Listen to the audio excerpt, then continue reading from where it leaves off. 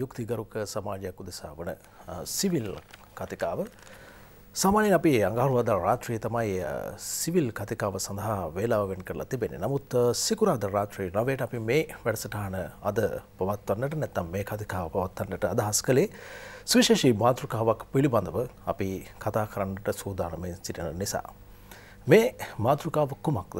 සාමාන්‍යයෙන් මේ පිළිබඳව ඔබ බොහෝ වෙලාවට පුවත්පත් මාර්ගයෙන් විද්‍යුත් මාධ්‍ය මාර්ගයෙන් එහෙම නැත්නම් නොයෙකුත් වෙනත් ඔබට තතුවිත්ති දැනගැනීමට හැකි මාධ්‍ය මාර්ගයෙන් නිරන්තරයෙන්ම දැනගන්නට ලැබෙන නිරන්තරයෙන්ම කතා බහ කරන්නට යෙදෙන මාතෘකාවක්.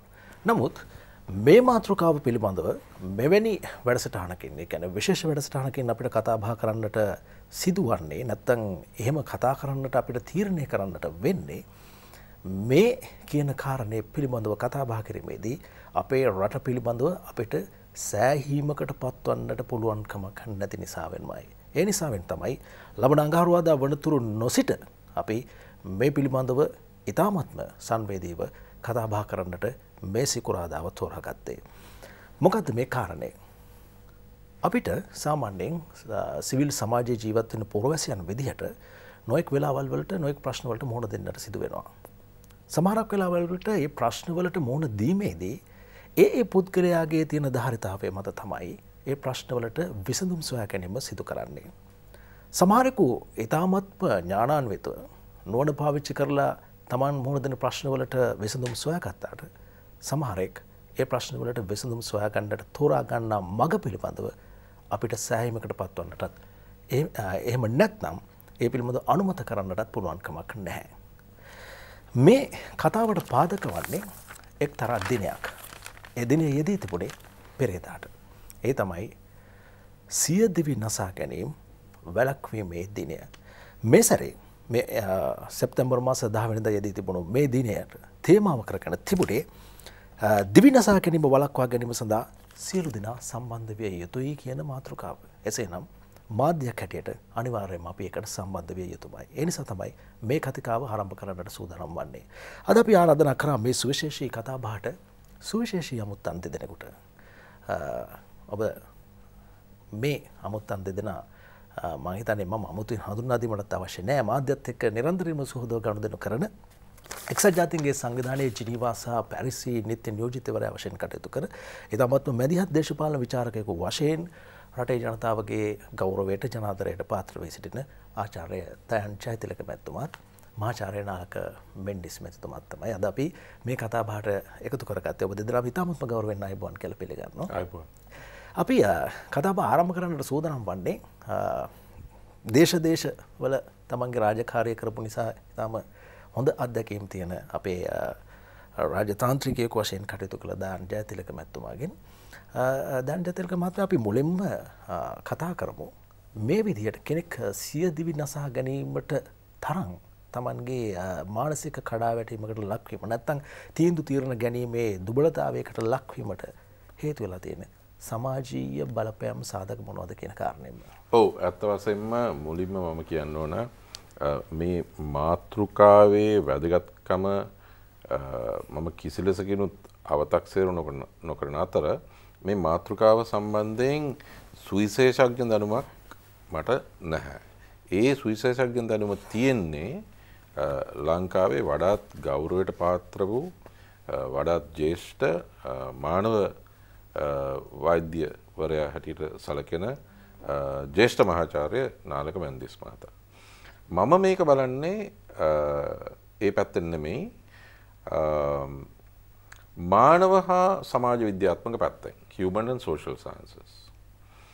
එහෙම බලද්දී අතවසම මට පුදුමයි ලංකාවේ ජනමාධ්‍ය පුවත්පත් එහෙම ගත්තාම මේ පුවත ලෝක සෞඛ්‍ය සංවිධානයේ වාර්තාව මේ වාර්තාවට සිරස්තල නොදුන්න එක ගැන වාර්තාව පත්තරවල තිබුණා. ලෝක සෞඛ්‍ය සංවිධානයේ වාර්තාවක් නිකුත් කරා මේ සියදිවි හානි කර ගැනීම වැළැක්වීමේ දිනය නිමිත්තෙන්.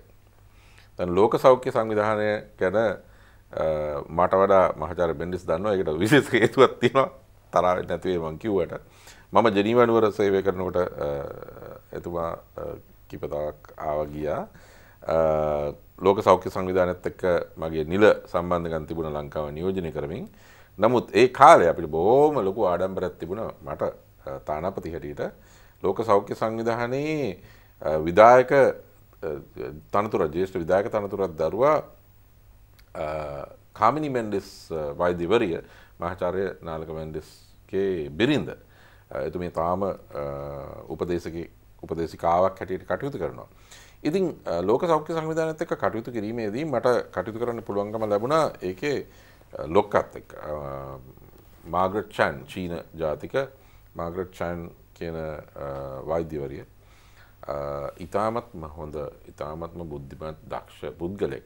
ඉතින් ලෝක සෞඛ්‍ය සංවිධානයේ මේ වාර්තාව මම කිසි ලෙසකිනුත් බැහැර කරන්නේ අව탁සේරු කරන්නේ. මේක ඉතාම වැදගත් වාර්තාවක්. ඒ වාර්තාව අනුව නිකන් සියදිවි හානි කර ගැනීම නෙමෙයි සියදිවි හානි කර ගැනීමේ සංඛ්‍යා ලේඛන බලනකොට ලංකාවට හිමි වෙනවා ලෝකේ 4 වෙනි තැන. ඊටාම යාන්ත්‍රමින් තමයි 3 වෙනි තැන ලැබුණේ මේ දශම ගානකින්. ඉතින් ලෝකේ රටවල් 190 ගානක් අතුරින් සියදිවි හානි කර ගැනීම සම්බන්ධයෙන් 4 වෙනි තැන ලෝකේ ලැබෙනවයි කියලා කියන්නේ මොකක්ද? ඒකෙන් අදහස් වෙන්නේ මේක ඊටාමත්ම දුක්බර දුක්ඛිත දූපතක් බවට පත් වෙලා තියෙනවා කියලා. මේක ආදීයේ සිද්ධ වෙච්ච දෙයක් නෙමෙයි. මම හිතන්නේ 1995 ඉඳන් මේ වගේ සංඛ්‍යා දත්ත තිබිලා තියෙනවා. නමුත් ඒකෙන් අදහස් කරන්නේ අපේ නිදහස ලැබුවට පස්සේ කාලේ ගත්තාම මුල් කාලේ එහෙම තිබුණේ නැහැ. මුල් දශකවල. නිදහස ලැබිලා දැන් අවුරුදු 60 ගාණක්නේ. ඒ අවුරුදු 60 ගානේ දශක 6.0 ගාණක්. ඒකේ භාගයක් විතර ඊ타මත්ම දුක්බර දූපතක් හැටියට තමයි අපි පවතින්නේ. ඉතින් මේකෙන් මොකක්ද පේන්නේ? සියදිවි හානි කරගන්නේ අත්වශයෙන්ම හුඟක් වාසයට ගිය පුද්ගලයෝ නෙමෙයි. මම කියන්නේ වාසයට ගිය පුද්ගලයෝ සියදිවි හානි කර ගැනීම හොඳ දෙයක් කියලා. නමුත් මෙතන තරුණ තරුණියෝ අපේ අනාගතේ තරුණ තරුණියෝ ඒ කියන්නේ ලංකාව ගත්තහම ලෝකේ රටවල් අතුරින් තරුණ තරුණියන්ට යෞවනයන්ට වඩාත්ම දුකක් පීඩාවක් අසහනයක් තේරෙන්නේ දැනෙන්නේ මේ රටේ 4 වෙනුව ගත්තාම ලෝකෙම කිසිම දැන් සියදිවි හානි කරගන්න නම් ඒ කියන්නේ තමුන්ව විනාශ කරගන්නවා කියන එකනේ. කියන්නේ කිසිම අනාගත බලාපොරොත්තුවක් නැහැ. අනාගතය වඩා හොඳ වෙයි කියලා විශ්වාසයක් නැහැ. එළියක් පේන්නේ නැහැ.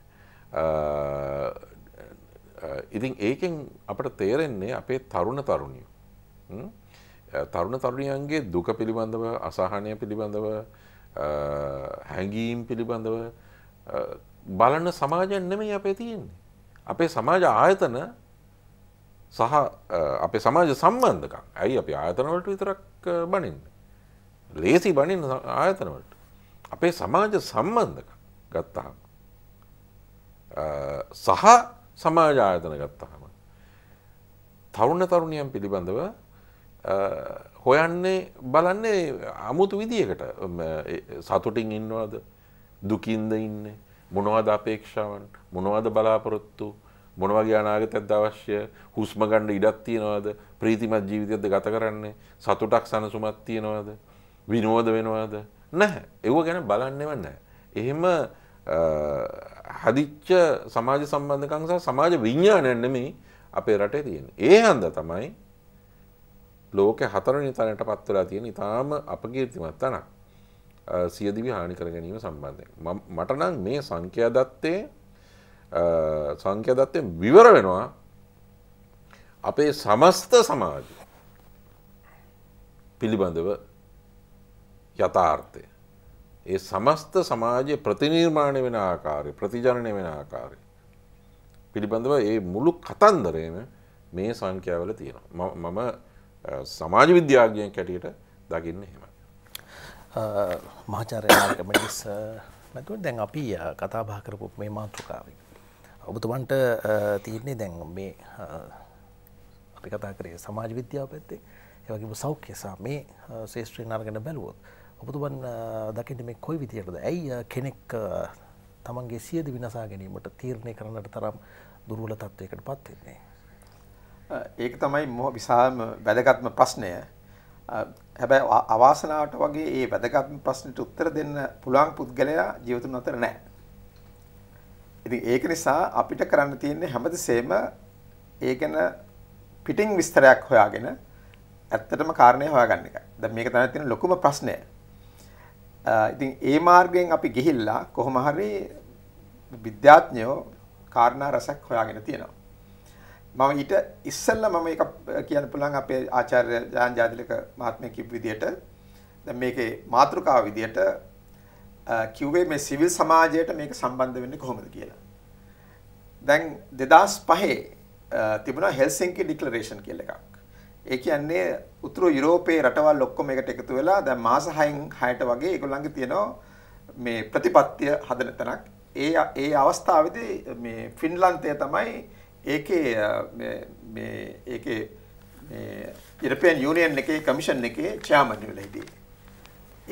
ඒ කාලේ ඒගොල්ලන්ගේ ඉහළම තිබුණු ප්‍රතිපත්තිය මානසික සෞඛ්‍ය නම්බර 1 ඉදිරියට දාන්න.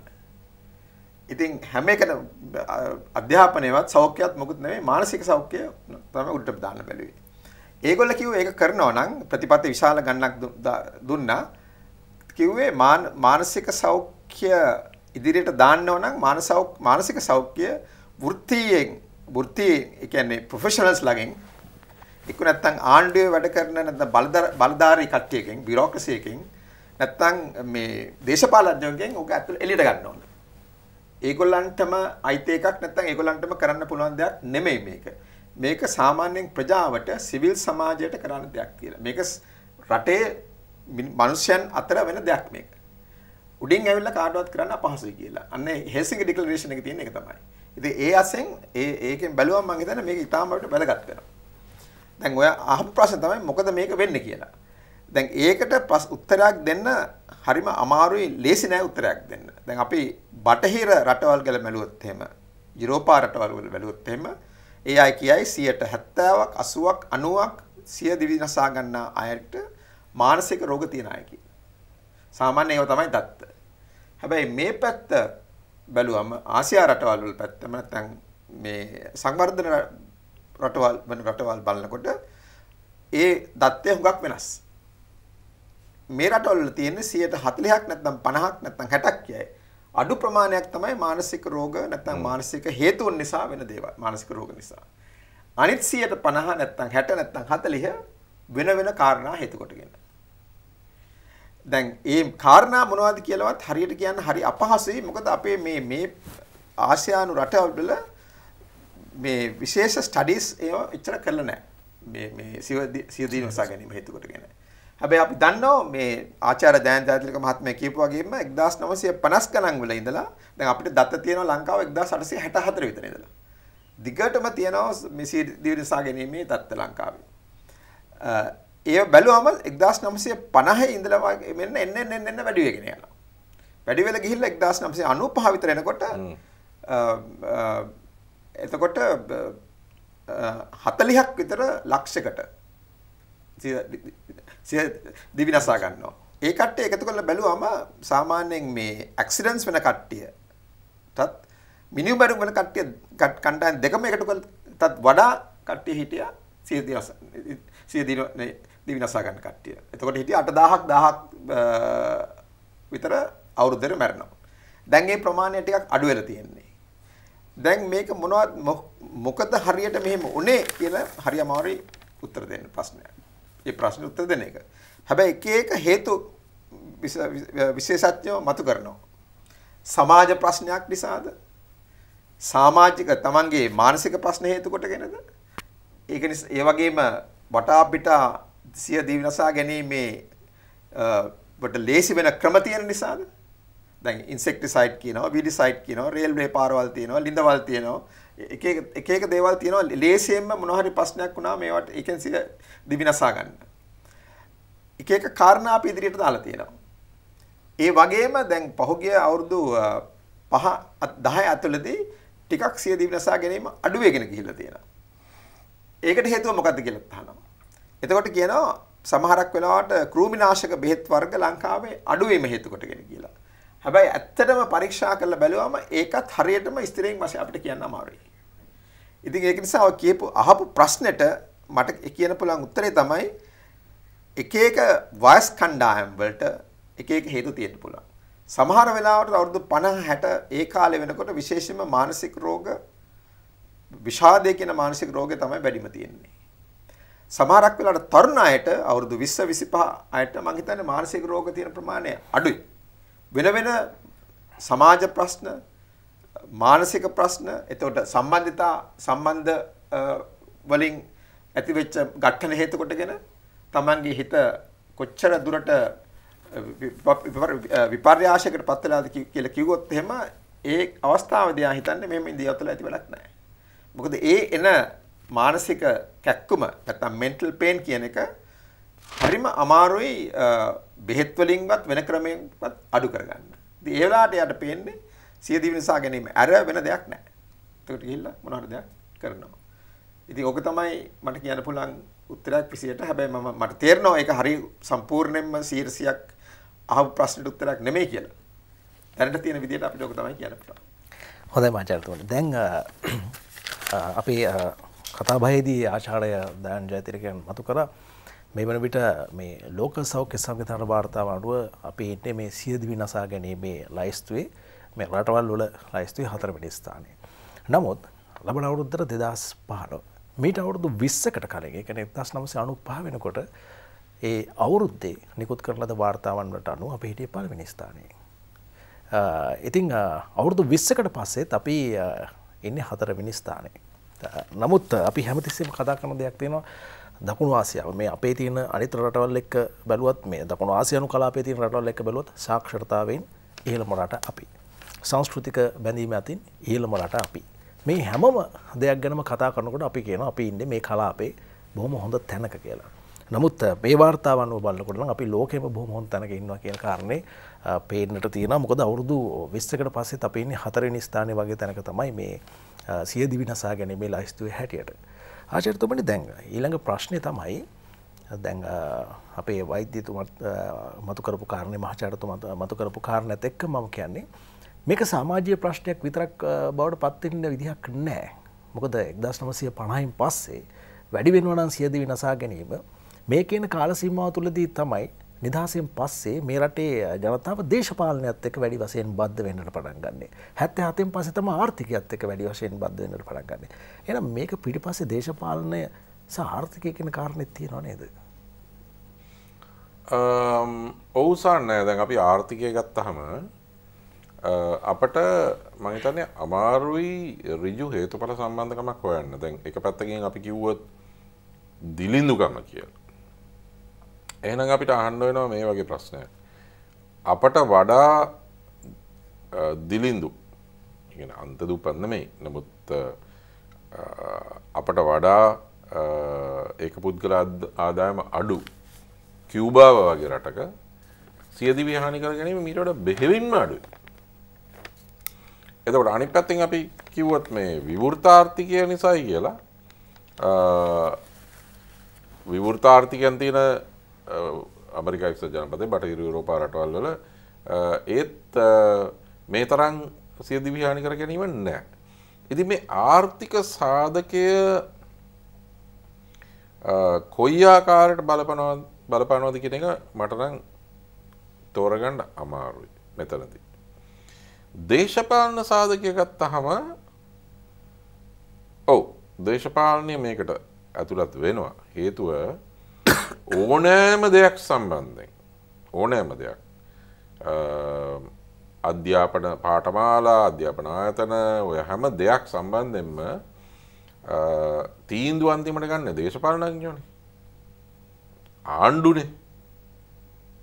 ඉතින් අවසාන විග්‍රහයේදී වා කියන්න ඕන ආණ්ඩු බලයට පත් වෙච්ච ආණ්ඩු සමාජ විඥානය වුණත් වෙනස් වන්නේ ආණ්ඩුවල ප්‍රතිපත්ති අනුව.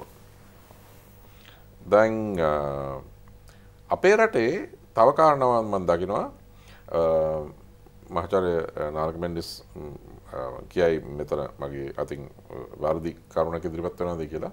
මම දන්න විදිහට සාමාන්‍යයෙන් සියදිවි හානි කර ගැනීම ඉහළ මට්ටමක තියෙනකොට මිනිමැරුම් ප්‍රතිශතය අඩුයි බොහෝ රටවල් වල. එතන මිනිමැරුම් වැඩි කොට සියදිවි හානි කර ගැනීම අඩුයි. නමුත් මම අලුත්ම සංඛ්‍යා දත්ත දන්නේ නැහැ.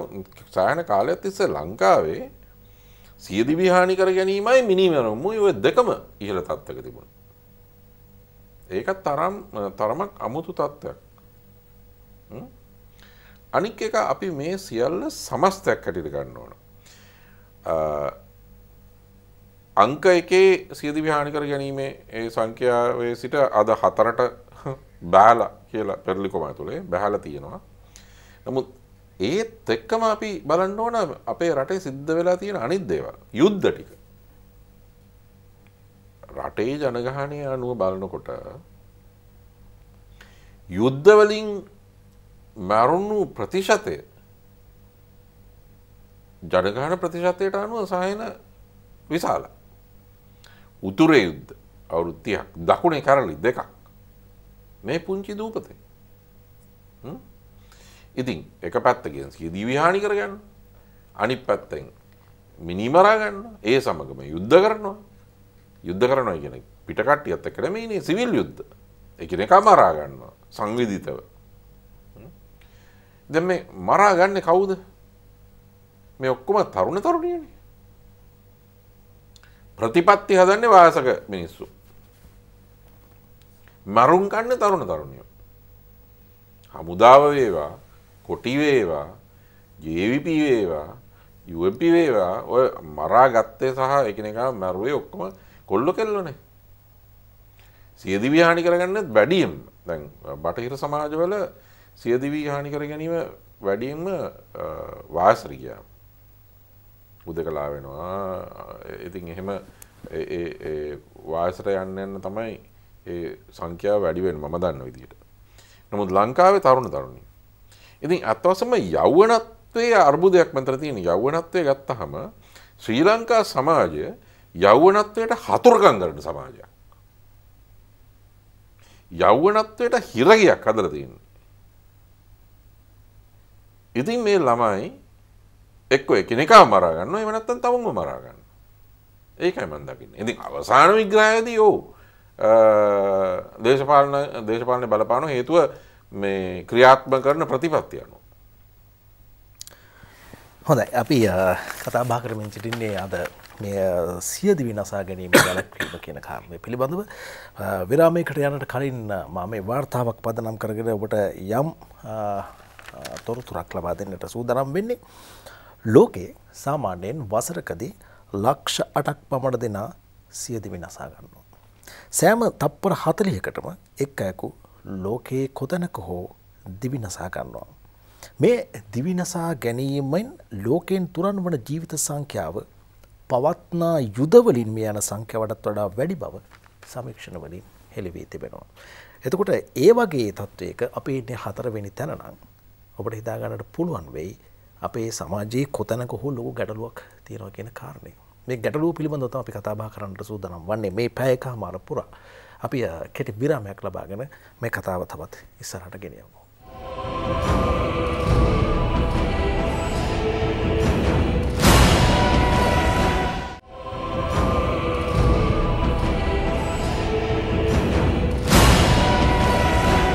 යලිත් එකතු වන්නේ සිවිල් කතිකාව සමගින් අපි අද කතා බහ කරමින් සිටින්නේ සියදිවි නසා ගැනීම වැළැක්වීම පිළිබඳවයි. විරාමයට කලින් අපි කතා කරා කොහොමද මේ සියදිවි නසා ගැනීම හා සමාජීය කරුණු බද්ධ වන්නේ, ආර්ථික කරුණු බද්ධ වන්නේ, දේශපාලනික කරුණු බද්ධ වන්නේ කියන කාරණය සහ ඒක අපි ආචාර්ය දැන් ජයතිලකයන් හරහා සමාජීය වශයෙන්ොත් සමාජ විද්‍යාත්මකවත් වෛද්‍ය ජ්‍යෙෂ්ඨ මහාචාර්ය නාලක මෙන්ඩිස් මහතා හරහා මේකේ සෞඛ්‍ය පැත්තත් නැත්තම් කෙනෙකුගේ මානසිකව මේක ක්‍රියාත්මක වන්නේ කොහොමද කියන කාරණය පිළිබඳව කතා බහ කළේ. කොහොමුණත් මේ කතා බස් වලදී අපිට මතුවෙච්ච කාරණය තමයි මේකට වයස් සීමාවක් නැහැ. මේකට ආගමක් නැහැ. ජාතියක් නැහැ, කුලයක් නැහැ, ස්ත්‍රී පුරුෂ භේදයක් නැහැ. මේ සියදිවි විනාසා ගැනීම කියන කාරණේ සම්බන්ධයෙන් අපි කතා බහ කරනකොට මේ හැම කෙනෙක් පිළිබඳවම සමහරක් වෙලාවදී කතා බහ කරන්නට සිද්ධ වෙනවා. මහාචාර්යතුමනි සාමාන්‍යයෙන් මේ මෑත භාගයේදී අපි බැලුවොත් එහෙම යම් ප්‍රවණතාවයක් මේ සියදිවි විනාසා ගැනීම කියන කාරණය පිළිබඳව විමසා බැලුවොත් යම් ප්‍රවණතාවයක් තියෙනවා. මේ පෙර යෝන් විය ඒ කියන්නේ සාමාන්‍යයෙන් පාසලෙන් උසස් පෙළට වගේ ප්‍රමාණයකට නැත්නම් එවැනි ශ්‍රේණියකට පැමිණෙනකොට කෙනෙක් පෙර යෝන් වියට එළඹෙන කාලය. ඉන්පසුව තමයි පාසලෙන් හැර ගියාට පස්සේ ඔහු යෝන් වියට එළඹලා තරුණයෙක් නැත්නම් තරුණියක් බවට පත්වන්නේ. නමුත් පහුගිය කාලේ පුරාවටම මේ පෙර යෝන් වියේ පසුවන අපේ සහෝදරයන් නැත්නම් සහෝදරියන් ඔවුන්ගේ සමාජ සම්බන්ධතා වලදී ඇතම් වෙලාවට මේ සියදිවි විනාසා ගැනීම වලට යොමු වෙච්ච අවස්ථාවන් තිබුණා. විශේෂයෙන්ම එක්තරා ශිෂ්‍යාවක් තමන්ගේ ටයි පැටියෙන් පාසල තුලදීම ගෙලසිර කරගෙන සියදිවි විනාසා ගන්නවා. මේ මෑත වකවානුවකදී එක්තරා ශිෂ්‍යාවක් තමන්ගේ පාසලේ ආචාර්යවරියන් සමග ඇති කරගන්නා වූ ගැටලු සහගත තත්වයක දුම්රියට පැට සියදිවි විනාසා ගන්නවා. මේ කාරණා ගැන බලනකොට අපිට යම් කාරණයක් විශේෂ කාරණයක් මතුවෙනවා. ඒ තමයි ඔවුන් තමන්ගේ සියදිවි විනාසා ගැනීමට පෙර සූදානමක් කිසිසේත්ම නොතිබුණු අවස්ථාවක ඊටමත් ඉක්මන් තීරණ මගින් මේ සියදිවි විනාසා ගැනීම කරලා තියෙන්නේ. එතකොට යම් ප්‍රමාණයකින් මහාචාර්යතුමනි මේ වයසත් මේ අත්දැකීම් කියන දේත් සමාජ සම්බන්ධකම් වලදී ඔවුන්ගේ තියෙන නොදැනුවත්කමත් නිසා ඉක්මනින්ම මෙවැනි තීරණයක් ගන්න මේ පෙර යෝන් වීන තරුණ තරුණියන් පෙළඹෙනවා නේද? ඒයි. අපි මතු පිට මේ ප්‍රශ්නේ මේ විදිහට බැලුවොත් එහෙම ඒ විදිහට තමයි පේන්නේ. හැබැයි සමහර විට අපි ඔය මේ පත්‍රයේ කියවන කතා නැත්නම් වෙන වෙන එකකනා කියන කතා අපි දන්නේ 100%ක් කොච්චර ඒවා ඇත්තද කියලා. මේක හරි සංකීර්ණ ප්‍රශ්නයක්. එක කාරණයක් නිසාම සියදිවි විනාසා ගන්නවා කියන එක මට නම් විශ්වාස කරන්න හරි අමාරුයි. සාමාන්‍යයෙන් අපි මිනිස්යන්ගේ හැසිරීම කල්පනා කරනකොට ඒකට කාරණා ගොඩක් තියෙනවා. තමන්ගේ පර්සනැලිටි කියන්නේ පෞරුෂය කියලා කියන්නේ. එතකොට සමාජය තමන් දිහා බලන විදිය කියලා කියන්නේ. තමන්ගේ පෙර අත්දැකීම්, තමන්ගේ බලාපොරොත්තු, ඒ ප්‍රශ්නය මොන විදියටද පේන්නේ. ඒක නිසා මම හිතන්නේ හරි සංකීර්ණ දෙයක්. හැබැයි අවසානයේදී සමහර විට එක කාරණයක් අපිට පේන්න පුළුවන්. ඒක විතරක් අපි හේතුවක් කියලා ගන්න එක මම හිතන්නේ හරි මදි. ඉතින් ඒක නිසා මම හිතන්නේ මේ වගේ දේවල් වලදී එකපාරටම තීරණයකට බහින එක එච්චර නුවණට හුරුම නැහැ.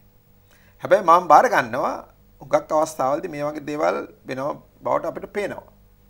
දැන් ඒක තීරුම් කරන්න සමහර කට්ටිය කියන්නේ මේකයි. දැන් හුඟක් සමාජවල තමන්ට ප්‍රශ්නයක් ආවම ප්‍රශ්න විසඳන්න එක එක ක්‍රම තියෙනවා ඒ සමාජයේ. එක එක සංස්කෘතිවල එක එක රටවල ඒව වෙනස්. හැබැයි මට පේන විදිහට ලංකාවේ නැත්නම් දකුණු ආසියාවේ වගේ තියෙන රටවල් බැලුවාම එහෙම දැන් අපේ තමන්ගේ පෞද්ගලික ප්‍රශ්නයක් නැත්නම් ගෙදර ප්‍රශ්නයක් තියෙනවා නම් අපි හරිය කවදාවත් ඒක සාමාන්‍යයෙන් එළියට අරගෙන කතා කරන්නේ නැහැ.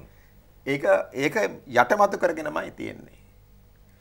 ඉතින් සමහරක් වෙලාවට ඒක සුළු දෙයක් කියලා අනිත් අයට පේන්න පුළුවන්. හැබැයි ඒ පුද්ගලයාට ඒක විශාල ප්‍රශ්නයක් වෙන්න පුළුවන්. ඒක කතා කරන්න නැත්නම් ඒ කියන්නේ විශ්ලේෂණයක් කරන්න නැත්නම් ඒකට උපදේශ ලබා ගන්න තැනක් නැහැ. ගෙදර කට්ටියකින් යන්නෙත් නැහැ, පන්සලට යන්නෙත් නැහැ. දැන් සමහරක් ආගම්වල ක්‍රිස්තියානි ආගමේ පහනක් වෙලාවට කවුන්සලින් කියලා සර්විස් එකක් තියෙනවා. හුඟක් වෙලාවට බෞද්ධ ආගමේ ඒක නැහැ. පන්සලට ගිහලා වැඳලා එන්නේ නැතුව හාමුදුරුවොත් එක්ක ගිහලා තමන්ගේ පෞද්ගලික ප්‍රශ්න ගැන කතා කරන්නේ නැහැනේ. ඉතින් සමහර විට ඒක වෙන්න පුළුවන්. මට කියන්න මම දන්නේ නැහැ මොකද්ද මේකට හේතුව කියලා. හැබැයි හුඟක් අවස්ථාවල මට තේරෙනවා දැන් මම විශේෂයෙන්ම අවුරුදු 18 19 20 ඒ කාලේ ඒ වයස කට්ටිය වෛද්‍යවරයෙක් වගේ වශයෙන් බලනකොට හුඟක් ප්‍රශ්න තියෙනවා. ඒගොල්ලන්ට කතා කරන්න කෙනෙක් නැහැ. අධ්‍යාපනික ප්‍රශ්න, පෞද්ගලික ප්‍රශ්න, සමාජික ප්‍රශ්න, ආර්ථික ප්‍රශ්න ඒ වගේ දේවල් කතා කරන්න හැකියාවක් නැහැ. සමහරක් වෙලාවට මට හිතන විදිහට ඒ වගේ අවස්ථාවලදී බැරි වුණ වෙලාවට හිතනවා මට වෙන කරන්න දෙයක් නැහැ. මේක කරගන්න එක පුළුවන් තමයි කරන්න තියෙන්නේ. ගිහිල්ලා භූමි තෙල් ටිකක් බොන එක හරි පැනඩෝල් පෙති 25ක් ගන්න එක හරි මොනවා හරි එකක් තමයි කරන්න තියෙන්නේ. ඔය ඉම්පල්සිව් බිහේවියර් කියන්නේ ඒක තමයි. සමහරක් වෙලාවට ඒවා කරන්නේ නොමැරෙන්න වෙන්න පුළුවන්.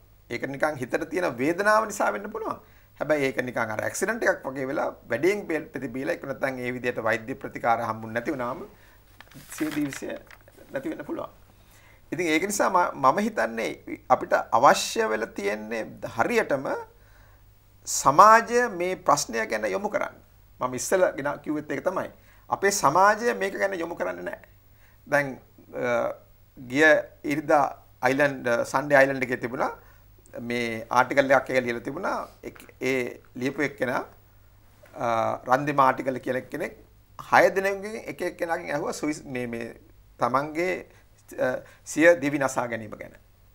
එක එක්කෙනා මොනවද හිතන්නේ? හැබැයි ඔක්කොම කිව්වේ ඒක අපේ ප්‍රශ්නයක් නෙමෙයි. ඒක එයාගේ ප්‍රශ්නයක්. එයාට මැරෙන්න ඕන නම් එයාට මැරෙන්න ඕන. හැබැයි වෙන සමාජ බැලුවොත් එහෙම විශේෂයෙන්ම බටහිර සමාජයක් බැලුවොත් එහෙම ඒක ඒගොල්ලන්ට පේන්නේ මේක සමාජයේ ප්‍රශ්නයක්. ඒක අපි නිසා තමයි නැති වුනේ. එයාට දුකක් කියන්නේ එයාගේ නැත්තම් ප්‍රශ්නය සාකච්ඡා කරන්න අපි එයාට ඉඩ දුන්නේ නැහැ. ඒක නිසා ඒ ජීවිතේ නැති වුණා. ඉතින් මට පේන්නේ මේක ඒ කණ්ඩායම අඩු ගන්න බලනකොට සමාජයේ ලොකු ප්‍රශ්නයක් මේක කියලා. ඒක එළියට ගෙනල්ලා ඒක සාකච්ඡා කරන්න ඒක නැත්තම් निराකරණය කර ගැනීමට තියෙන හැකියාවල් පොඩි කාලේ ඉඳලා ඒගොල්ලන්ට දිනු කරගන්න අවස්ථාවක් ලැබිලා නැහැ. සමහර විට ඒක කරොත් එහෙම දැන් අපේ මේ මාතෘකාව යෝකනේ සියදි නසා ගැනීම කොහොමද වළක්වන්නේ කියලා. වළක්වන එක අපිට කරන් තියෙන්නේ. සමහර විට ඒ විදියෙන් අපිට ඉදිරියට යන්න අවශ්‍ය වෙයි. මොකද හැබැයි ඒක දීර්ඝකාලීන සොලියුෂන් එකක්. එක දවසෙන් දෙකෙන් කරන එකක් නෙමෙයි. හැබැයි කෙටි කාලීන සොලියුෂන් එකක් තමයි අපි හරියටම කාරණා දන්නේ ඒවා ගැන. දැන් අපි දන්නවා ඔය තරුණ කාලේ වුණත් වණ කට්ටිය දිවි නසා ගන්න මානසික රෝග හේතු කොටගෙන. ඒ වගේ දෙයක් ඉක්මනටම දැනගෙන ඒකට ප්‍රතිකාරයක් කළ අවශ්‍ය දෙයක් කරොත් ඒකෙන් බේර ගන්න පුළුවන්.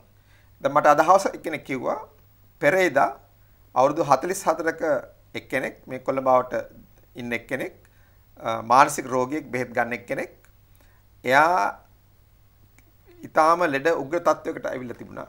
එයාගේ මහත්මයා කරපු වැඩේ වෛද්‍යවරයෙකුට ටෙලිෆෝන් කරලා කිව්වා මේ තත්වය හරි උග්‍රයි කියලා.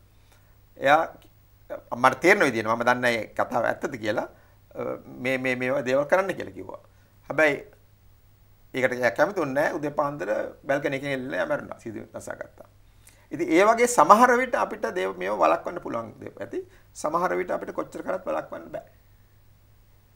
ඉතින් ඒක නිසා මේක ගැන මම හිතන්නේ විශේෂයෙන්ම ටිකක් අර ඔබ්ජෙක්ටිව් විදිහට ටිකක් බලන්න තියෙනවා. නිකන් නැතුව එකපාරට මිනිස්යන්ගේ තියෙන ප්‍රශ්නයක් මේක සමාජ ප්‍රශ්නයක් කියලා විග්‍රහ කරලා විශ්ලේෂණය කරලා බැලුවොත් විතරයි මේක ගැන තව ටිකක් අපිට තේරුම් ගන්න පුළුවන් මම හිතන්නේ. ආචාර්යතුමනි දැන් මේ කාරණේදී සංස්කෘතිය කියන කාරණේ ඍජුව බලපානවා. සංස්කෘතිය තුල හැසිරෙන විදිහ නැත්නම් ඔවුන් සංස්කෘතිය තුල තමන්ගේ සම්බන්ධකම් පවත්වාගෙන යන විදිහ මේ පිළිබඳව කතා බහ කරනකොට අපි හතරවෙනි තැනට වගේ එන්න අපේ රටේ සංස්කෘතිය යම්කිසි බලපෑමක් කරලා තියෙනවද මේ කාරණේදී? අනිවාර්යෙන්. පළවෙනි එක අපේ රටේ සංස්කෘතිය කියලා කියන දේ එතනම වරදක් තියෙනවා. සංස්කෘතිය විග්‍රහ කරන විදිය. දැන් සංස්කෘතිය දිහා බලන්න අඩුම තරමින් ක්‍රම දෙකක් තියෙනවා. එතනදිත් මහාචාර්ය නාරක බැන්ඩිස් මාව හරි ගස්සයි වරදක් තියෙනවා. එකක් ඇවිල්ලා මම සංස්කෘතිය තේරුම් ගන්න ආකාරය සංස්කෘතිය කියලා කියන්නේ වෙනස් වෙන දෙයක්. නමුත් ලංකාවේ බොහෝ දෙනා සංස්කෘතිය කියලා අර්ථකථනය කරන්නේ පරන්න. පරන්න. නමුත් එතනත් මේ අතාර්කික දෙයක් තියෙනවනේ. අර පරන්න කියලා කියපුවාම ඒ කාලේ ඒ දේවල් අත්වසම අලුත්. හරිනේ? නමුත් ඔය සංස්කෘතිය කියන දේ මේ අත්වසම නම්‍යශීලී විවෘත දෙයක්. මේ රටේ සංස්කෘතිය ගත්තාමත් අත්‍තරම බලාගෙන ගියාම දූපතක් හැටියට අපි බාහිර ලෝකෙට බොහෝ විවෘත වෙලා ඉඳලා තියෙනවා. ඉන්දියාවේ බුද්ධාම එතකොට බටහිර රටවල් වලින් අනිත් එක බැලුවද මධ්‍යස්ථානයක් හැටියට ඊ타මත්ම විවෘත ආකාරය තමයි ඇත්තටම අපේ ඉතිහාසය සහ සංස්කෘතිය නිර්මාණය වෙලා තියෙන්නේ. නමුත් පහුගිය අවුරුදු වල ඊයේ පෙරේද නෙමෙයි. නමුත් එන්න සමාජ විඥානයේ සහ මානසිකත්වයේ පටුවීමක්, හැකිලීමක්, ඍජුවීමක් අපිට දකින්න ලැබෙනවා. සංස්කෘතිය කියන දේ අර්ථකථනය කිරීමේදී අර පෞරාණය පිළිබඳව නිකන් එක්තරා කෘත්‍රිම අදහසක් තමයි තියෙන්නේ. සංස්කෘතිය අද ලංකාවේ කෞතුකාගාරයට දාලා කෞතුක සංස්කෘතියක් තියෙනවා. ඒක නෙමෙයි සංස්කෘතිය. සංස්කෘතිය කියන දේ ලෝකේ හැමදාම වෙනස් වෙනවා. ඒක ගතිකයි. නමුත් මෙහි එහෙම හිතන්න දෙන්නේ නැහැ. සංස්කෘතිය නිර්මාණය වෙන බව, සංස්කෘතිය නිර්මාණශීලී දෙයක් බව, සංස්කෘතිය නිර්මාණය කරන්නේ අපි බව. එහෙම අදහසක් නැහැ. සංස්කෘතිය කියන දෙයටත් ළමයින්ව හිර කරලා දානවා. මේක අපේ සංස්කෘතිය එහෙම නෙමෙයි. ඉතින් සංස්කෘතියත් ඊළඟට අර ආධිපත්‍ය ධාරී දෙයක් බවට පත් වෙනවා. ඉතින් ඔය සියලු දේවල් වලට යට වෙලා. ඒක ඇත්ත සංස්කෘතියක් නෙමෙයි. එහෙම වුණාම අත්වසම ඔය සියදිවි හානි කර ගැනීමත් වැඩි වෙනවා.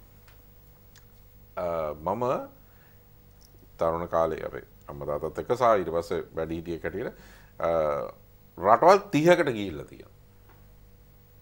ඔය රටවල් 30 ඒ කියන්නේ බස්නාහිර, නැගෙනහිර, තුන්වෙනි ලෝකේ, පළවෙනි ලෝකේ සමාජවාදී, ධනවාදී ඔය ගිහිල්ලා තියෙන රටවල් 30 ගත්තාම මම වඩාත් කම්පාවට පත්වන්නේ යෞවනය ගැන හිතපුවාම ලංකාව ගැන.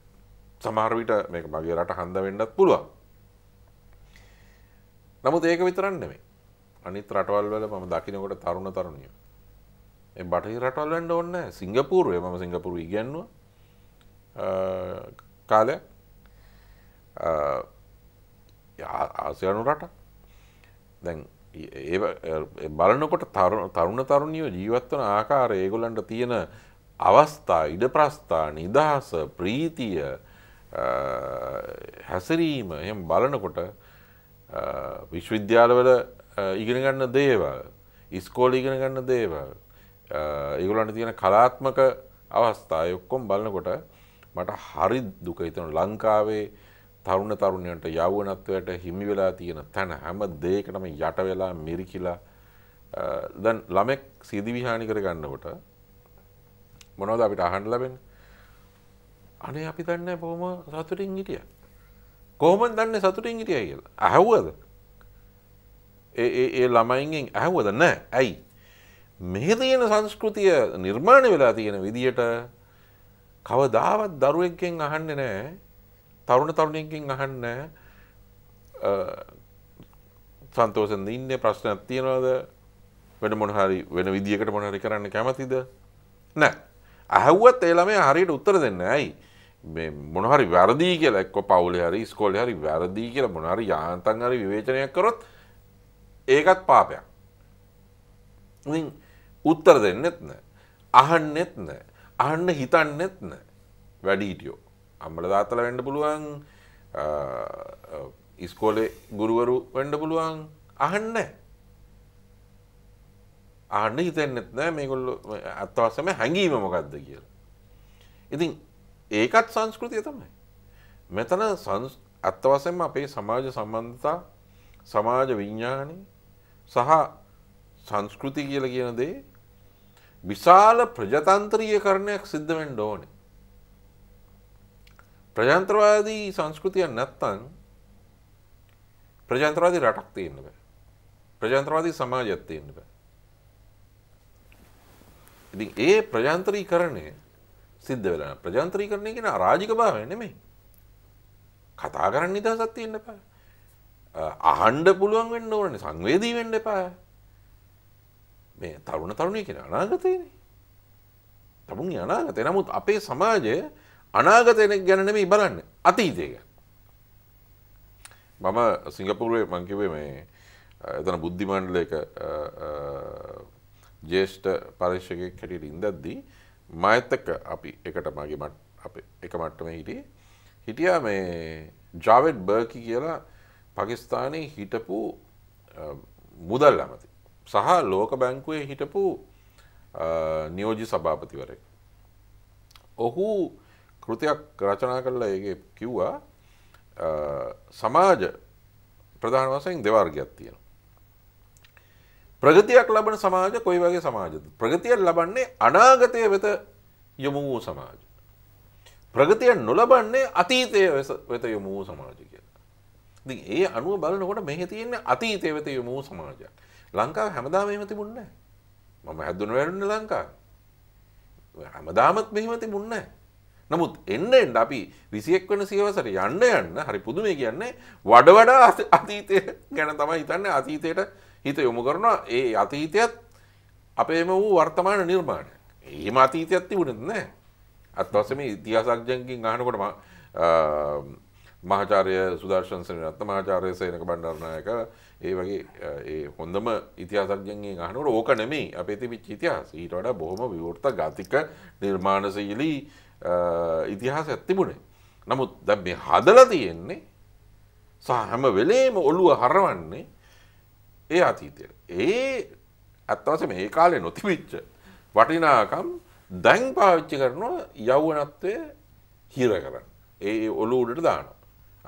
එහෙම හැසිරෙන්න බෑ. මේ කරන්න එපයි කියන දේවල් වැඩි කරන්න පුළුවන් කියලා කියන දේවල් වලට වඩා. තියෙන ඉඩකඩ නැත්ත වශයෙන්ම බෑයි කියන්න ඕන බොහොම සුළු දේවල් වගේ යන්නේ නරකම දේවල් වලට බෑයි කියන්න ඕන අපි. නමුත් අපේ සමාජය බලන්න. තරුණ තරුණියෙක් පාසල් යන ළමයින්ගෙන් අහන්න මහා ලොකු වට්ටෝරුවක් තියෙනවා නෑ බෑ කියන එක. පුළුවන් කියන දේවල් බොහොම අඩුයි. ඒ හන්ද ඉතින් අත් වශයෙන්ම සියදි විහාරි කරගන්නවා. රින්ගන්න තනක් නැහැ. ඉතින් මෙහෙම ජීවත් වෙලා වැඩක් නැහැ කියලා. ඒතල ඊළඟට මොනාරි වසකුප්පියක් බොනවාරි රේල් පාරට පයින්. ඒ තරුණ තරුණියන්ගේ යෞවනයන්ගේ තියෙන ඉංග්‍රීසියෙන් කියනවා ඒලියනේෂන් කියලා. ඒකට හරි වචන සිංහලෙන් වෙනදා සමහරව ඒකරණය කියනවා. පරත්වාරෝපණය කියලා කියනවා. අත් වශයෙන්ම ඈත් වීම, දුරස්ත වීම. ඒ ප්‍රශ්නෙට ලංකාවේ අත ගහලා නැහැ. එහෙම දැන් කියමු තරුණෙක් හෝ තරුණියක් අයට හිතනවා නම් තමා ජීවත් වෙන සමාජ පරිසරයේ තමන් හුදකලා වෙලා තමන් ඒකෙන් ඈත් වෙලා ඒ වටිනාකම් වලින් ඒකත් එක්ක පහින්න අමාරුයි කියලා ඒකම ඊළඟට පාවිච්චි කරනවා මෙයා හරි නරක ළමයි කියලා ඊළඟට ලේබල් ගන්නවා. ඒක කියා ගන්න බෑ. ඉතින් ප්‍රශ්න කරන්න ඉඩ දෙන්නේ. ප්‍රශ්න කරන්න ඉඩ දෙනවා නම් අත්වසම තරුණ මනසට පුළුවන් යාන්තම් ඉඩ කඩක් දුන්නොත් අත්වසම කනගාටු වෙන්නේ නැතුව ජීවත් වෙනවා. හේතුව කතා කරන්න දේවල් තියෙනවා, ප්‍රශ්න කරන්න දේවල් තියෙනවා. එහෙම ඉඩ කඩක් දෙන්න. ඉතින් ඒ සමාජ වාතාවරණය නිසා තමයි, ඒ සමාජ මතවාදය නිසා තමයි මේ සියදි විහාණි කර ගැනීමේ ප්‍රශ්නය තියෙන්නේ. ඒ විතරක් නෙමෙයි. අපි කතා කරන අනිත් දේශපාලන ප්‍රශ්න තියෙනවා නේද? ඒ දේශපාලන ඒ සංසිද්ධීන් අධිකාරිවාදයේ ඔක්කොම තියෙන්න පුළුවන්නේ ඔය සමාජ විඥාණය වෙනස් වෙන්නට ඉඩ නොදෙන නිසා. ඒ සමාජ විඥාණය ඉබේට වෙනස් වුණොත් ඒකට ඉඩ දෙන්න. ඉතින් අත් වශයෙන්ම සංස්කෘතිය ප්‍රශ්නයේ සංස්කෘතියේ උපාංගයක් හැටියට දේශපාලන සංස්කෘතිය දෙනවා. ප්‍රජාතන්ත්‍රවාදී සංස්කෘතික ප්‍රජාතන්ත්‍රීකරණයකට ඉඩ දෙන්නේ නැහැ. අන්න ඒකත් මේකේ මූලයක්. දැන් ඔබතුමා සඳහන් කරන ඒකාධිපති සංස්කෘතියක් තියෙනවා කියන කාරණේ. ඔව්. එතකොට දැන් මේක මීට වඩා ලිබරල් වෙන්න ඕනේ කියන්නේ. ලිබරල් මම කියන්නේ ප්‍රජාතන්ත්‍රවාදී වෙන්න ඕනේ. ප්‍රජාතන්ත්‍රවාදී වෙන්න ඕන සහේතුක වෙන්න ඕන. ඕනෑම දෙයක්. අපේ සංස්කෘතිය මේක කියලා හරියන්නේ නැහැ නේ. තර්කානුකූල වෙන්න ඕන. කරුණු පදනම් වෙන්න ඕන. විද්‍යාත්මක වෙන්න ඕන. අත් වශයෙන්ම මේ අපි සමහර රූපවාහිනී නාලිකාවල දකිනවා ඉතිහාසය ගැනයි කියලා කියනවා, සංස්කෘතිය ගැනයි කියලා කියනවා. පල් බොරු. මට මතකයි එක මම කියන්නේ නැහැ නාලිකාව ඕ වැඩසටහන. මොකද ඒ වැඩසටහනට සහභාගී වුණා මගේ ගුරුවරයෙක්. කවුද? මහාචාර්ය W.I. සිරිවීර. පෙරදින විශ්වවිද්‍යාලයේ ඉතිහාස ගුරුවරයෙක්. අනිත් උදවි ඉතිහාස ගැන දන්න කට්ටිය දැනෙන්නේ මොකද ඉතිහාස කතා කරනවා. අන්තිමට මහාචාර්ය සිරිවීර අත්වසම බොහොම ලොකු ජාතික හැඟීමක් තියෙන මහාචාර්යවරයෙක්. එතුමා කිව්වා මෙව කියන්න බෑ, මේ කිසිම කරුණක් මත පදනම් වුණ දේවල් නෙමෙයි මේවා. කිසිම සාක්ෂියක් නැහැ. අපෙන් ඒක මේ ලතින් ඇමරිකාවේ මායා මායන් සංස්කෘතියට අපෙන් ගියේ නෑ. ඔව්වා. ඔය බොරු. මට හොඳට මතකයි මහාචාර්ය සිරිවීරෝ කියනවා. ඉතින් මේ පහුගිය අවුරුදු වල අපි දකින්න ඔය ඔකට හැබැයි දේශ ප්‍රේමය දේශිතයි භාවය අරම වෙල කියනවා. දේශ ප්‍රේමය වෙන්නේ කොහොමද? බොරු කියන එක. හොඳයි අපි කෙටි විරාමයක් ලබා ගන්නට සූදානම්. අද අපි කතා බහ කරමින් සිටින්නේ කාලිනව ඉතාමත්ම වැදගත් මාතෘකාවක්. ඒ තමයි සියදිවි නසා ගැනීම මේක වළක්වන්නේ කොහොමද කියන කාරණය පිළිබඳව අපිත් එක්ක කතා බහට එකතු වෙලා ඉන්නේ ආචාර්ය දාන ජයතිලකයන් සහ ජ්‍යෙෂ්ඨ මහාචාර්ය නාලක මෙන්ඩිස්. අපි කෙටි විරාමයක් ලබා ගැනීම පසු තවත් කරුණු කාරණා කතා බහ කරමු.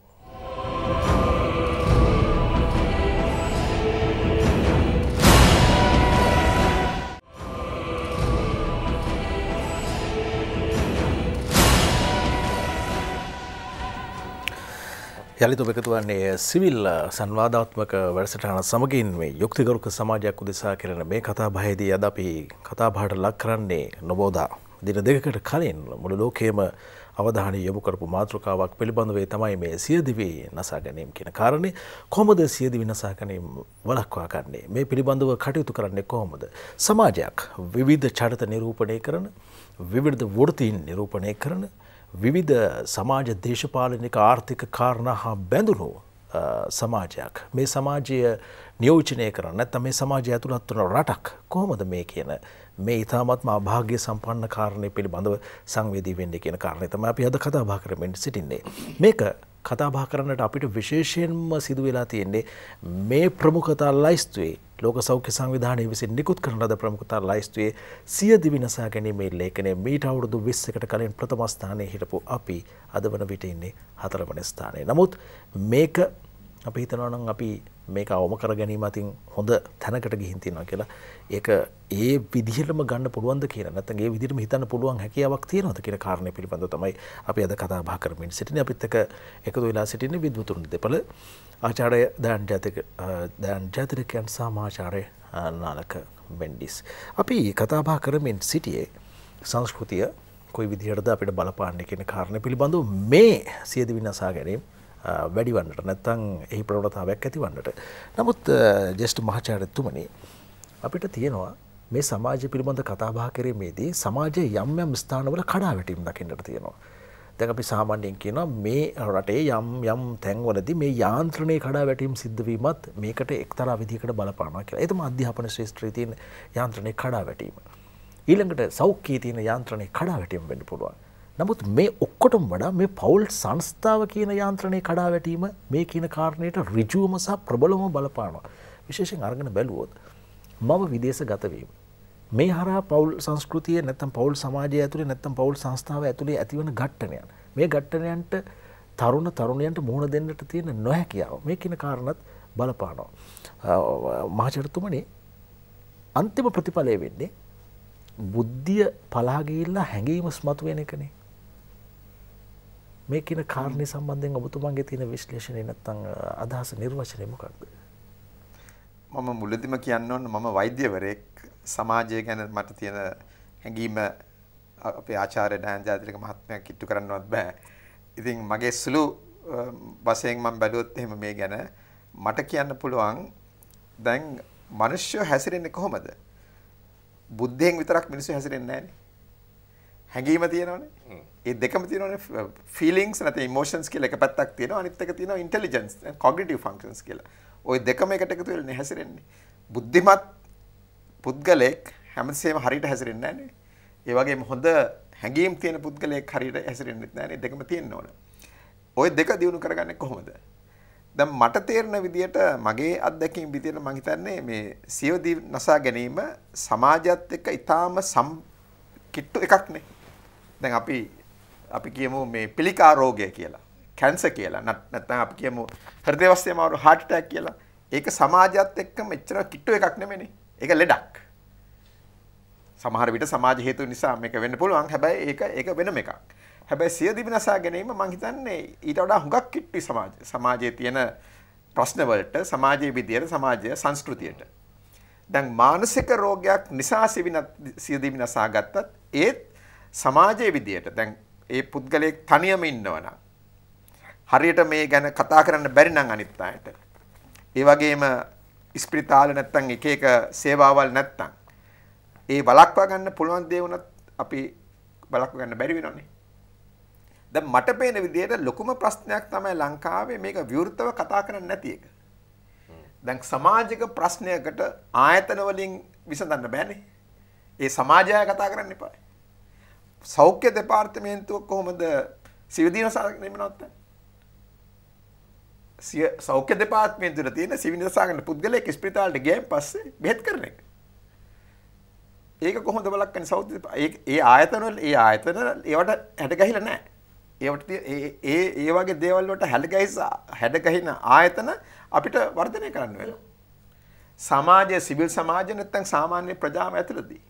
දැන් ඔය අහපු ප්‍රශ්න එක තමයි පවුලේ තියෙන ප්‍රශ්න අපි කොහොමද සාකච්ඡා කරන්නේ? ඒව අඩු කරගන්නේ කොහොමද කියලා. ඒ ප්‍රශ්නයක් තියෙනවා නම් කවුරු හරි ගිහිල්ලා කතා කරලා ආදර්ශයක් ගන්න කොහොමද කියලා. දැන් අපි සාමාන්‍යයෙන් වෛද්‍යවරයෙක් ළඟට ගියත් එහෙම සාමාන්‍යයෙන් අපේ මනසේ තියෙන ප්‍රශ්න අපි කවදාවත් කියන්නේ නැහැ නේ. මානසික වෛද්‍යවරයෙක් ළඟට ගියත් හුඟක් වෙලාවට ඒවා කතා කරන්නේ. අපි කතා කරන්නේ වෛද්‍යවරු වශයෙන් නැත්නම් බෙහෙත් වශයෙන්. සමාජික හේතුන් සමාජික ප්‍රශ්න තමන්ගේ ඇතුළේ තියෙන ප්‍රශ්න කතා කරන්නේ හරි අමාරුයි. ඒ වගේ සමාජයක් නෙමෙයි අපි. සාමාන්‍යයෙන් දැන් අපි බටහිර සමාජය ගත්තම අපි කියන්නේ ඒව තමයි කතා කරන්න අවශ්‍ය වෙන්නේ කියලා. ඒව කතා කරලා ඒවයින් පොඩි ඒව විග්‍රහ කරලා විශ්ලේෂණය කරලා මොනවා හරි ඒක निराකරණය කරගන්නේ ප්‍රශ්න. ඒ මතය තමයි දැන් ක්‍රමක්‍රමයෙන් ඉදිරියට එන්නේ. ඇත්ත උනත් නැති උනත් මම හිතන්නේ මේ මතය තමයි ඉදිරියට එන්නේ. දැන් ලංකාවේ වුණත් අපි බැලුවොත් එහෙම පහුගිය අවුරුදු 20 ඇතුළතදී උපදේශක සේවාවල් හරියටම වර්ධනය වෙගෙන යනවා. දැන් අපේ ළඟට එන ලෙඩ උනත් නිතරම වෙල කියන්නේ අපිට මේක බෙහෙත් නැතුව මේක අඩු කරලා දෙන්න පුළුවන්ද කියලා. සාකච්ඡා මාර්ගයෙන්. ඒ අයට ඒක අවශ්‍යයි. දැන් ඒ වගේ අය ලංකාවේ හරිය අඩුයි. මොකද අපි ඒ වගේ අය පුහුණු කරන්නේ නැහැ ලංකාවේ. පුහුණු කරන්න අපිට දැනුමක් නැහැ. මොකද අපි ඔක්කොම ඉගෙන ගන්නේ බටහිරේ. බටහිර දැන් අපි ඉස්සෙල්ලා කිව්වා මේවා හුඟක් වෙනස් එක සංස්කෘතිවල. එක එක සමාජවල වෙනස්. ඉතින් මේ සමාජයෙන් මේක ගොඩ එන්න ඕන. ඒ කියන්නේ මේ සමාජයේ තියෙන ප්‍රශ්න අපි මේ හොඳට ඉගෙනගෙන දැනගෙන ඒවයින් මොන හරි निराකරණය කරගන්න ක්‍රම ඉගෙනගෙන වර්ධනය කරගෙන යන්න ඕනේ. හැබැයි අවාසනාවට වගේ එක වෙන්නේ නැහැ. ඒක වෙන්නේ නැති නිසා අපිට මේ ප්‍රශ්න දැනගන්න බෑ. ඉතින් එතකොට වෙන්නේ මොනවද? අපි අර බටහිර රටවල් වල තියෙන ඔක්කොම දැනීම මෙහාට ගෙනල්ලා ඒකෙන් මෙහි තියෙන ප්‍රශ්න निराකරණය කරගන්න හදනවා. ඒක වෙන්නේ නැහැ නේද? බෙහෙත් එහෙම දෙන්න පුළුවන්. හැබැයි මානසික ප්‍රශ්න වලට, සමාජික ප්‍රශ්න වලට, සංස්කෘතික ප්‍රශ්න වලට ඒක විසඳන්න බෑනේ. ඉතින් ඒ අතින් මම හිතන්නේ සමාජයේ නැත්නම් සිවිල් සමාජයේ නැත්නම් ප්‍රජාවේ විශාල වර්ධනයක් තියෙන්න ඕන. ඒක ආයතන වලින් කරන්න පුළුවන් එකක් නෙවෙයි. ආයතන වලින් ඒ වගේ දේවල් වලට උඩට ගන්න ක්‍රමයක් කියලා දෙන්න ඕන ආණ්ඩුවෙන්. අන්න ඒක තමයි මම හිතන්නේ ඉතාම වැදගත් දේ. හොඳයි ආචාර්යතුමනි දැන් මේ කාර්ය සම්බන්ධයෙන් කතා කරනකොට සාමාන්‍ය සිංහලයේ කියමනක් තියෙනවා මේ ඔවාදිනු පරහට තමා සම්මතයේ පිහිටා සිට කියලා. දැන් අපි මෙහෙම කතා කරාට ඒ කියන්නේ ඔබතුමන්ලා නියෝජනය කරන නෙවෙයි මා නියෝජනය කරන ශිෂ්ටයට ඇඟිල්ල දික් වෙනවා මේ කාරණේදී. ඒ තමයි මාධ්‍ය භාවිතය කියන කාරණය මේ සියදිවි නසා ගැනීම වලදී කොයිතරම් දුරට මේ ප්‍රවණතාවයක් ඇති කරන්නට නැත්නම් කෙනෙකු ඒ සඳහා පොළඹවන්නට බලපානවද කියන කාරණය. මේ පිළිබඳව ඔබතුමන්ට සමාජ විද්‍යාඥයෙක් විදිහට හොඳ විශ්ලේෂණයක් කරන්නට පුළුවන්කමක් තියෙනවා. වර්තමානයේදී මාධ්‍ය කිසිසේත්ම සියදිවි නසා ගැනීමට හිතන්නේම නැති කෙනෙකු එතෙන්ට ගෙනියන්නට පුළුවන් තත්ත්වයට පත් වෙලා තියෙනවා. සමහරක් නාලිකාවන් තමන්ගේ ප්‍රවෘත්ති වෙන් කරලා තියෙන්නෙම විවිධ සිද්ධ වෙච්ච මේ සියදිවි නසා ගැනීම මේ නාට්‍ය අනුසාරයෙන් ඉදිරිපත් කරලා තව කෙනෙකුට ඒකේ චරිතයක් දෙන්නට පුළුවන් තැනට ගේන්න නැත්නම් ඔහුව එතෙන්ට ගේන්නට පුළුවන් වෙන විදිහට මාධ්‍ය භාවිතයේ කොයිතරම් දුරට බලපාලා තියෙනවද? අපි මේ 4 වෙනි ස්ථානයේ වගේ රැඳෙන මේ කාරණයට ඍජුව බලපාලා තියෙනවද? මම මිනිත්තුවක් කියන්නේ රාජ්‍යතුක මහත්තයා කතා කරන්න ඉස්සෙල්ලම ඔය අහපු ප්‍රශ්නෙට මම මිනිත්තුවක් ගන්නෙ. දැන් මම ඔය අහපු ප්‍රශ්න ඉතාම වැදගත් ප්‍රශ්නයක්. දැන් මම කියන්නේ සියදිවි නසා ගැනීම කියන්නේ මම ඉංග්‍රීසියෙන් කියන්නේ humanize it කියලා. මිනිස්සුන්ගේ තියෙන ප්‍රශ්නයක් කරන්න කියලා. හැබැයි අපේ පත්තරවල නැත්තම් අනිත් කට්ටිය කරන්නේ ඒගොල්ලෝ අපි කියන්නේ ඩ්‍රැමටයිස් කරනවා. ඒක නැත්නම් ඩිනයි කරනවා. ඒක නැත්තම් ට්‍රිවියලයිස් මම ඔය ඉංග්‍රීසි වචන කියන්නේ ට්‍රිවියලයිස් කරනවා. හැබැයි අපි කරන්න තියෙන එක මනුෂ්‍යයන්ගේ ප්‍රශ්නයක් කියලා. ඔබ කරේ වටි මම ඒක නෑ අත දැන් මේ නාල කියපොද මම නම් කියන්නේ මාධ්‍ය මේකට වග කියන්න ඕන සබවින්ම මාධ්‍ය සම්මතයන් අනුව කටයුතු නොකිරීම නිසා මම කියන්නම් ඇයි මම මෙහෙම කියන්නේ කියලා. දැන් මාධ්‍ය ඔය සියදිවි හානි කර ගැනීම ගැන ප්‍රවෘත්ති ඉදිරිපත් කරන ආකාරය ගැන නෙවෙයි මම මේ කියන්නේ. මාධ්‍ය විසින් කළ යුතුව තිබුණු සහ තිබෙන මූලික කටයුත්තක් තියෙනවා. තා මූලික. ඒ මූලික කටයුත්ත මේ සම්බන්ධයෙන් කෙරුන්නේ නැහැ. ආණ්ඩුවේ බලධාරීන්ගේ මූණට මයික්‍රොෆෝන් එකක් දාලා අහන්න ඕනනේ දැන් ලෝක සෞඛ්‍ය සංවිධානයේ මෙහෙම වාර්තාවක් තියෙනවා. මේ වාර්තාවෙන් මෙහෙම කියලා තියෙනවා. මේ රට ලෝකයේ රටවල් 190 ගානකින් 4 වෙනි තැන තියෙන්නේ. 1995 පළවෙනි තැන තිබුණේ. මොනවද ඔබතුමාලා ගැන කියන්නේ මොනවද ඒ කියන්නේ කරන්න යන්නේ. මාධ්‍යයේ කටයුත්ත ඒකනේ මූලික දේ මේ වගේ අතවසම මහා ඛේදවාචකයක් කියන්නේ මේක. රටේ ලෝකේ අනිත් හැම ප්‍රශ්නයක් ගැනම අහනවා. එක පුවත්පත් සාකච්ඡාවක් කැඳවුවේ නැහැ එක ඇමතිවරයෙක්. මාධ්‍යෙන් එහෙම ඉල්ලුවෙත් නැහැ. අතවසම මේගොල්ලෝ බිත්තියට හේතු කරන්න බෑ මේ ප්‍රශ්නේ ගැන. බිත්තියට හේතු කරලා අහන්න ඕනේ. මොකද්ද මේ වාර්තාව ගැන කියන්නේ? මොනවද මේක ගැන කරන්න හදන්නේ යන්න කියලා. අතවසම කරන්න දේවල් තියෙනවානේ. කරන්න දේවල් නැද්ද? මේක වසංගත යන්නේ. එහෙනම් අහන්න එපා දැන් කොයි අමාත්‍යංශෙන්ද මේක ගැන කටයුතු කරන්නේ? අතවසම අන්තර් අමාත්‍යංශ කීපයකින් යුක්ත කාර්ය මණ්ඩලයක් හදන්න එපා මේකට ටාස්ක් ෆෝස් එකක්. සුයිසයිඩ් කියන සුයිසයිඩ් ප්‍රිවෙන්ෂන් අයි මේ මොකද්ද මේකට හේතුව ලෝක සෞඛ්‍ය සංවිධානයෙන් අහන්න ඕන මොනවද ඕගොල්ලෝ දැන් ඕගොල්ලන්ගේ අත්දැකීම් මොනවද කොයි රටවල් වලද මේක අඩු වෙලා තියෙන්නේ නැත්නම් අඩුවෙන් පවතින සියදිවි හානි කර ගැනීම ඒකට හේතුව මොනවද ඔබ සතු අධ්‍යයන ඒ කෘතින් එහෙම තියෙනවද අපි දැනගන්න කැමති කොහොමද මේක අඩු ලුහුණු කරන්න කියලා මහාචාර්ය නාලක මෙන්ඩිස් වගේ තව ලංකාවේ ඉන්න සහ ලංකාවෙන් පිටත ඉන්න නමුත් ලංකාවට එන යන ලාංකික මනෝවිද්‍යාඥයෝ ඉන්නවා දාසෝව සුන්දරම් ඒ වගේ පිරිස දැන් කොහොම නමුත් අපි මේ පශ්චාත් යුද්ධ සමයකට ඉන්නේ ඉතින් අත්ත වශයෙන්ම මනෝවිද්‍යාත්මක ප්‍රශ්න ගොඩක් තියෙනවානේ ඔව්ව ගැන හොයන්න ආණ්ඩුවෙන් පත් කරලා තියෙනවද කිසිම කොමිසමක් හරි මොන හරි විශේෂ කණ්ඩායමක් මොකද්ද අරගෙන තියෙන උත්සාහය මේක ගැන කවුරුත් කතා කරනවද කවුරුත් අහනවද මාධ්‍යෙන් අහන්නෙත් නැහැ බලධාරියෝ ඒ කියන්නේ කියන්නෙත් නැහැ මට පුදුමයි මේ කවුරුත් කියලා නැති එක මේක මේ එන්ජිஓ කාරයන්ගේ මේ බොරුවක් හරි මේ මොන හරි එකක් ඒ කියලා නැත්නම් ජනීවා වල පිටරන හන්ද කියයිද දන්නේ නැහැ මේ නවි පිළ දන්නේ නැහැ මේ වෙන කවුරු හරි කියලා මේක දැම්මෙව්වයි කියලා මේ අපේ ඉදිරි ගමන වළක්වන්න කවුරුත් අහන්නේ නැහැ මේක ගැන අපේම මිනිස්සු විශේෂම තරුණ තරුණියෝ සියදිවි හානි කරගෙන යනවා. ඉතින් ඒකත් ඉතින් ආශ්චර්යයක් තමයි දැන් කොහොමද මේ අතරම 4 වෙනි 95 පළවෙනි තැන ඉඳන් තාම චුට්ටක් පැහැලා තියෙනවා ලෝකේ 4 වෙනි තැන. ඒකත් ඉතින් ආශ්චර්යයක් තමයි ආසියාවේ ආශ්චර්යයක්. කොහොමද මේක වෙන්නේ කියලා. දැන් පවුල් වල කාන්තාව මදපරිදික රස්සාවට යනවා කියලා අපි එහෙම උපකල්පනයක් ගත්තොත් එතන තමයි ප්‍රශ්නයක් තියෙනවා. ලංකාවට වඩා බෙහෙවින්ම විශාල සංඛ්‍යාවක් සංඛ්‍යාත්මක හා ප්‍රතිශතානුකූලව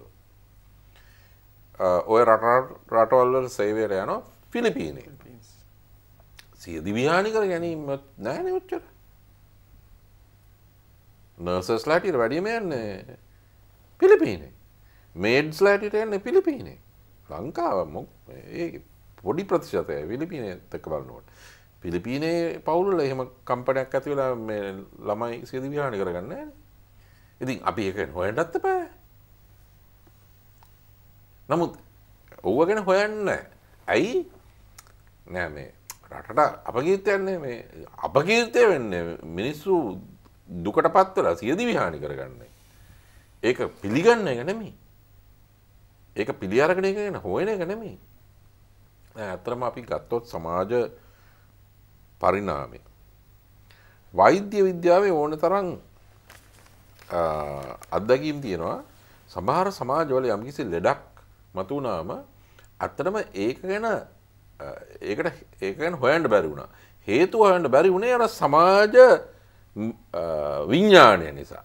ඉතින් ඒකට විවිධ දේවල් කිව්වා. නෑ මේක මෙහෙම වෙන්න ඇති අරම වෙන්න ඇති කියලා. නමුත් කවුරු හරි අත් වශයෙන්ම ඒක පසාරු කරගෙන ගිහිල්ලා අත්‍තරම හොයපු හන්ද තමයි ඔය සැබෑ විෂ බීජ එහෙම අඳුන ගන්න පුළුවන් වුණේ. අයි ඒ විද්‍යාත්මක scientific outlook විද්‍යාත්මක ආකල්පය ජයග්‍රහණය කරා. නොදැනුවත්කම පසාරු කරගෙන. ඒ වගේ විද්‍යාත්මක ආකල්පයක් තියෙන්න ඕන මේ ප්‍රශ්නේ ගැන. මොකද්ද මේ අපිට වෙන්නේ? ඇයි මෙහෙම වෙන්නේ? කොහෙන් එන දෙයක්ද මේ අත්වසම මේකේ දැන් බෞද්ධ ධර්මයේ විශේෂයෙන්ම හේතුඵල සම්බන්ධය සෙවීමක් තියෙන්න බෑ. ඒකනේ උගන්ලා තියෙන්නේ හේතුඵල සම්බන්ධය. හැබැයි ලංකාවේ හේතුඵල සම්බන්ධකම් හොයන්නේ නැහැ. මම හිතන්නේ ඒක ඉතා වැදගත් එකක් මේ දෙයක් අපේ ආචාර්ය ජයතිල කිව්වේ. දැන් අපි 8000ක් නැත්නම් 6000ක් නැත්නම් 10000ක් අවුරුද්දකට ලංකාවේ මැරෙනවා මේ සිදුවීම් කියලා. දැන් ඒක ගැන කවුද වගකීම බාරගන්නේ? ඒකනේ ප්‍රශ්නේ. සාමාන්‍යයෙන් ලංකාව කියන්නේ ඒක එයාගේ ප්‍රශ්නයක්. එයා කැමති නම් එයා මැරෙනවා. සාමාන්‍යයෙන් අපි කතා කරනකොට ඕක තමයි එහෙම කියන්නේ නැති වුණාට ඒ වගේ විග්‍රහයක් තමයි ඒගොල්ලෝ කරන්නේ. හැබැයි හුඟක් රටවල් වල එහෙම කරන්නේ නැහැ. හුඟක් රටවල් කියන්නේ නැහැ ඒක අපේ ප්‍රශ්නයක්. ඒක සෝෂල් ප්‍රොබ්ලම්. ඒක සමාජ ප්‍රශ්නයක්. ඒක පෞද්ගලික ප්‍රශ්නයක්. ඒක මතු කරලා එළියට ගන්න ඕන. ඉතින් සමාජ ප්‍රශ්නයක් ඊට පස්සේ ඒක ඉදිරියට යන්න එපා. ඒක ආණ්ඩුවට බාර ගන්න එපා. දැන් ඒක කරනකම් ඕකට සොලියුෂන් එක හොයාගන්න හම්බෙන්නේ නැහැ නේ. දැන් එයා කරන්නේ අපිට මට කරන්න දෙයක් නැහැ. මම මැරෙන එක විතරයි මට කරන්න තියෙන්නේ. මේක විසඳන්න ක්‍රමයක් නැහැ. ඉතින් අපේ මේ ගැන දැනගන්න පුළුවන් කට්ටිය සමාජ විද්‍යාඥයෝ නැත්නම් වෛද්‍යවරු නැත්නම් මේ සමාජය ගැන දන්න අය විග්‍රහයක් කරලා බලා ගන්න ඕන මොකටද මේක හේතුව කියලා. මොන වගේ ආයතන මේකට ඇති කරන්න ඕනද? සිවිල් සමාජය ඇති කරනවද? ප්‍රජාව ඇති කරනවද? පවුල් වල ඇති කරනවද? ආගමික ස්ථාන වල ඇති කරනවද? ඒවා අපි මොකුත් කරලා නැහැ නේ තාම. ඒවා කරනකම් මේවා අඩු වැඩි කරගන්න හම්බෙන්නේ නැහැ එච්චර. අපිට කියන්න පුළුවන් කෘමිනාශක නවත්තන්න කියලා. කෘමිනාශක නැත්නම් වෙන එකක් ගන්නවා. රේල් පාරවල් තියෙනවා, ඉලෙක්ට්‍රිකල් තියෙනවා, ඕන දෙයක් තියෙනවනේ. ඉතින් එකක් නවත්තන විතරක් මදි. Tamange අර මූලික ප්‍රශ්නය විසඳා ගන්න එපායි. ඒක මොකද්ද කියලා අපි දැනගන්න ඕන. ඉතින් මං හිතන්නේ ඒක තමයි තියෙන දැන් ලොකුම ප්‍රශ්නය. ඒක දැනගන්න ඕන නම් අපි ඒක ප්‍රශ්නයක් කියලා මතු කරන්න ඕන. අපි කියන්නේ මේ bring it to the national agenda කියලා. අන්න ඒකනේ කියන්නේ. දැන් අපි ඔය මේ මට මතකයි ඔය ජාතික මහත්මයා දන්නවා මේ ඉලෙක්ෂන්ස් වලදී ඇමරිකාවේ බරක් ඔබාමා මේ තරඟ කරන්න ඉස්සෙල්ලා ගිහිල්ලා එකපාරට ඒගොල්ලෝ කියන්නේ war veterans ලගේ ප්‍රශ්න. මොනවද ඒගොල්ලන්ට කැම තියනවද? මෙහෙ ඉන්න තියනවද? ගෙවල් තියනවද? මොනවද තියෙන ප්‍රශ්න? ඒගොල්ලන්ගේ තියෙන මානසික ප්‍රශ්න. දැන් අපේ මේ වගේ සාකච්ඡාවක් කරනවා අඩුයිනේ. ඒ වගේම මේ කණ්ඩායම ඇතුළේ ගැන අපි සාකච්ඡාවක් කරලා මේක මතු කරොත් එහෙම මම හිතන්නේ හුඟක් දෙනෙක් මේක ගැන මේ ඉගෙන ගන්න බලයි. එතකොට ඒකට ඒකේ ප්‍රගතියට ඉදිරියට යන්න අපිට මොනවා හරි ක්‍රම හොයාගන්න. නාලක සාකච්ඡාවට අපේ සමාජයේ ඉඩක් නැහැ අපේ පොඩ්ඩකම ඇතුළේ සංස්කෘතිය. බලධාරියෝ සාකච්ඡා කරනවද ප්‍රජාවත් එක්ක යම්කිසි ප්‍රශ්නයක් ප්‍රතිපත්තියක් හදනකොට සාකච්ඡා කරනවද? දැන් යම්කිසි දෙයක් කරනකොට ලයිට් කපනකොට හරි ඕන දෙයක් කරනකොට ඒක බලපාන යම්කිසි සමාජ පිරිසක් ඉන්නවනේ. ඒ සමාජ පිරිසත් එක්ක ඒ ප්‍රජාවත් එක්ක ඒ කොටසත් එක්ක සාකච්ඡා කරන්න බෑ. කවුද සාකච්ඡා කරන්නේ? ඉහළ ඉන්න මිනිස්සු පහළ ඉන්න පිරිසත් එක්ක සාකච්ඡා කරන්නේ නැහැ. ඕනම ආයතන පවුල ඇතුලේ සාකච්ඡා කරනවා. සාකච්ඡාවක් කරනවා. ඉතින් සාකච්ඡාවක් කරන්නේ නැතකොට විවෘතව අපි දැනගන්නේ කොහොමද අදහස් සුදහස්? හරි තැනකට එන්නේ කොහොමද?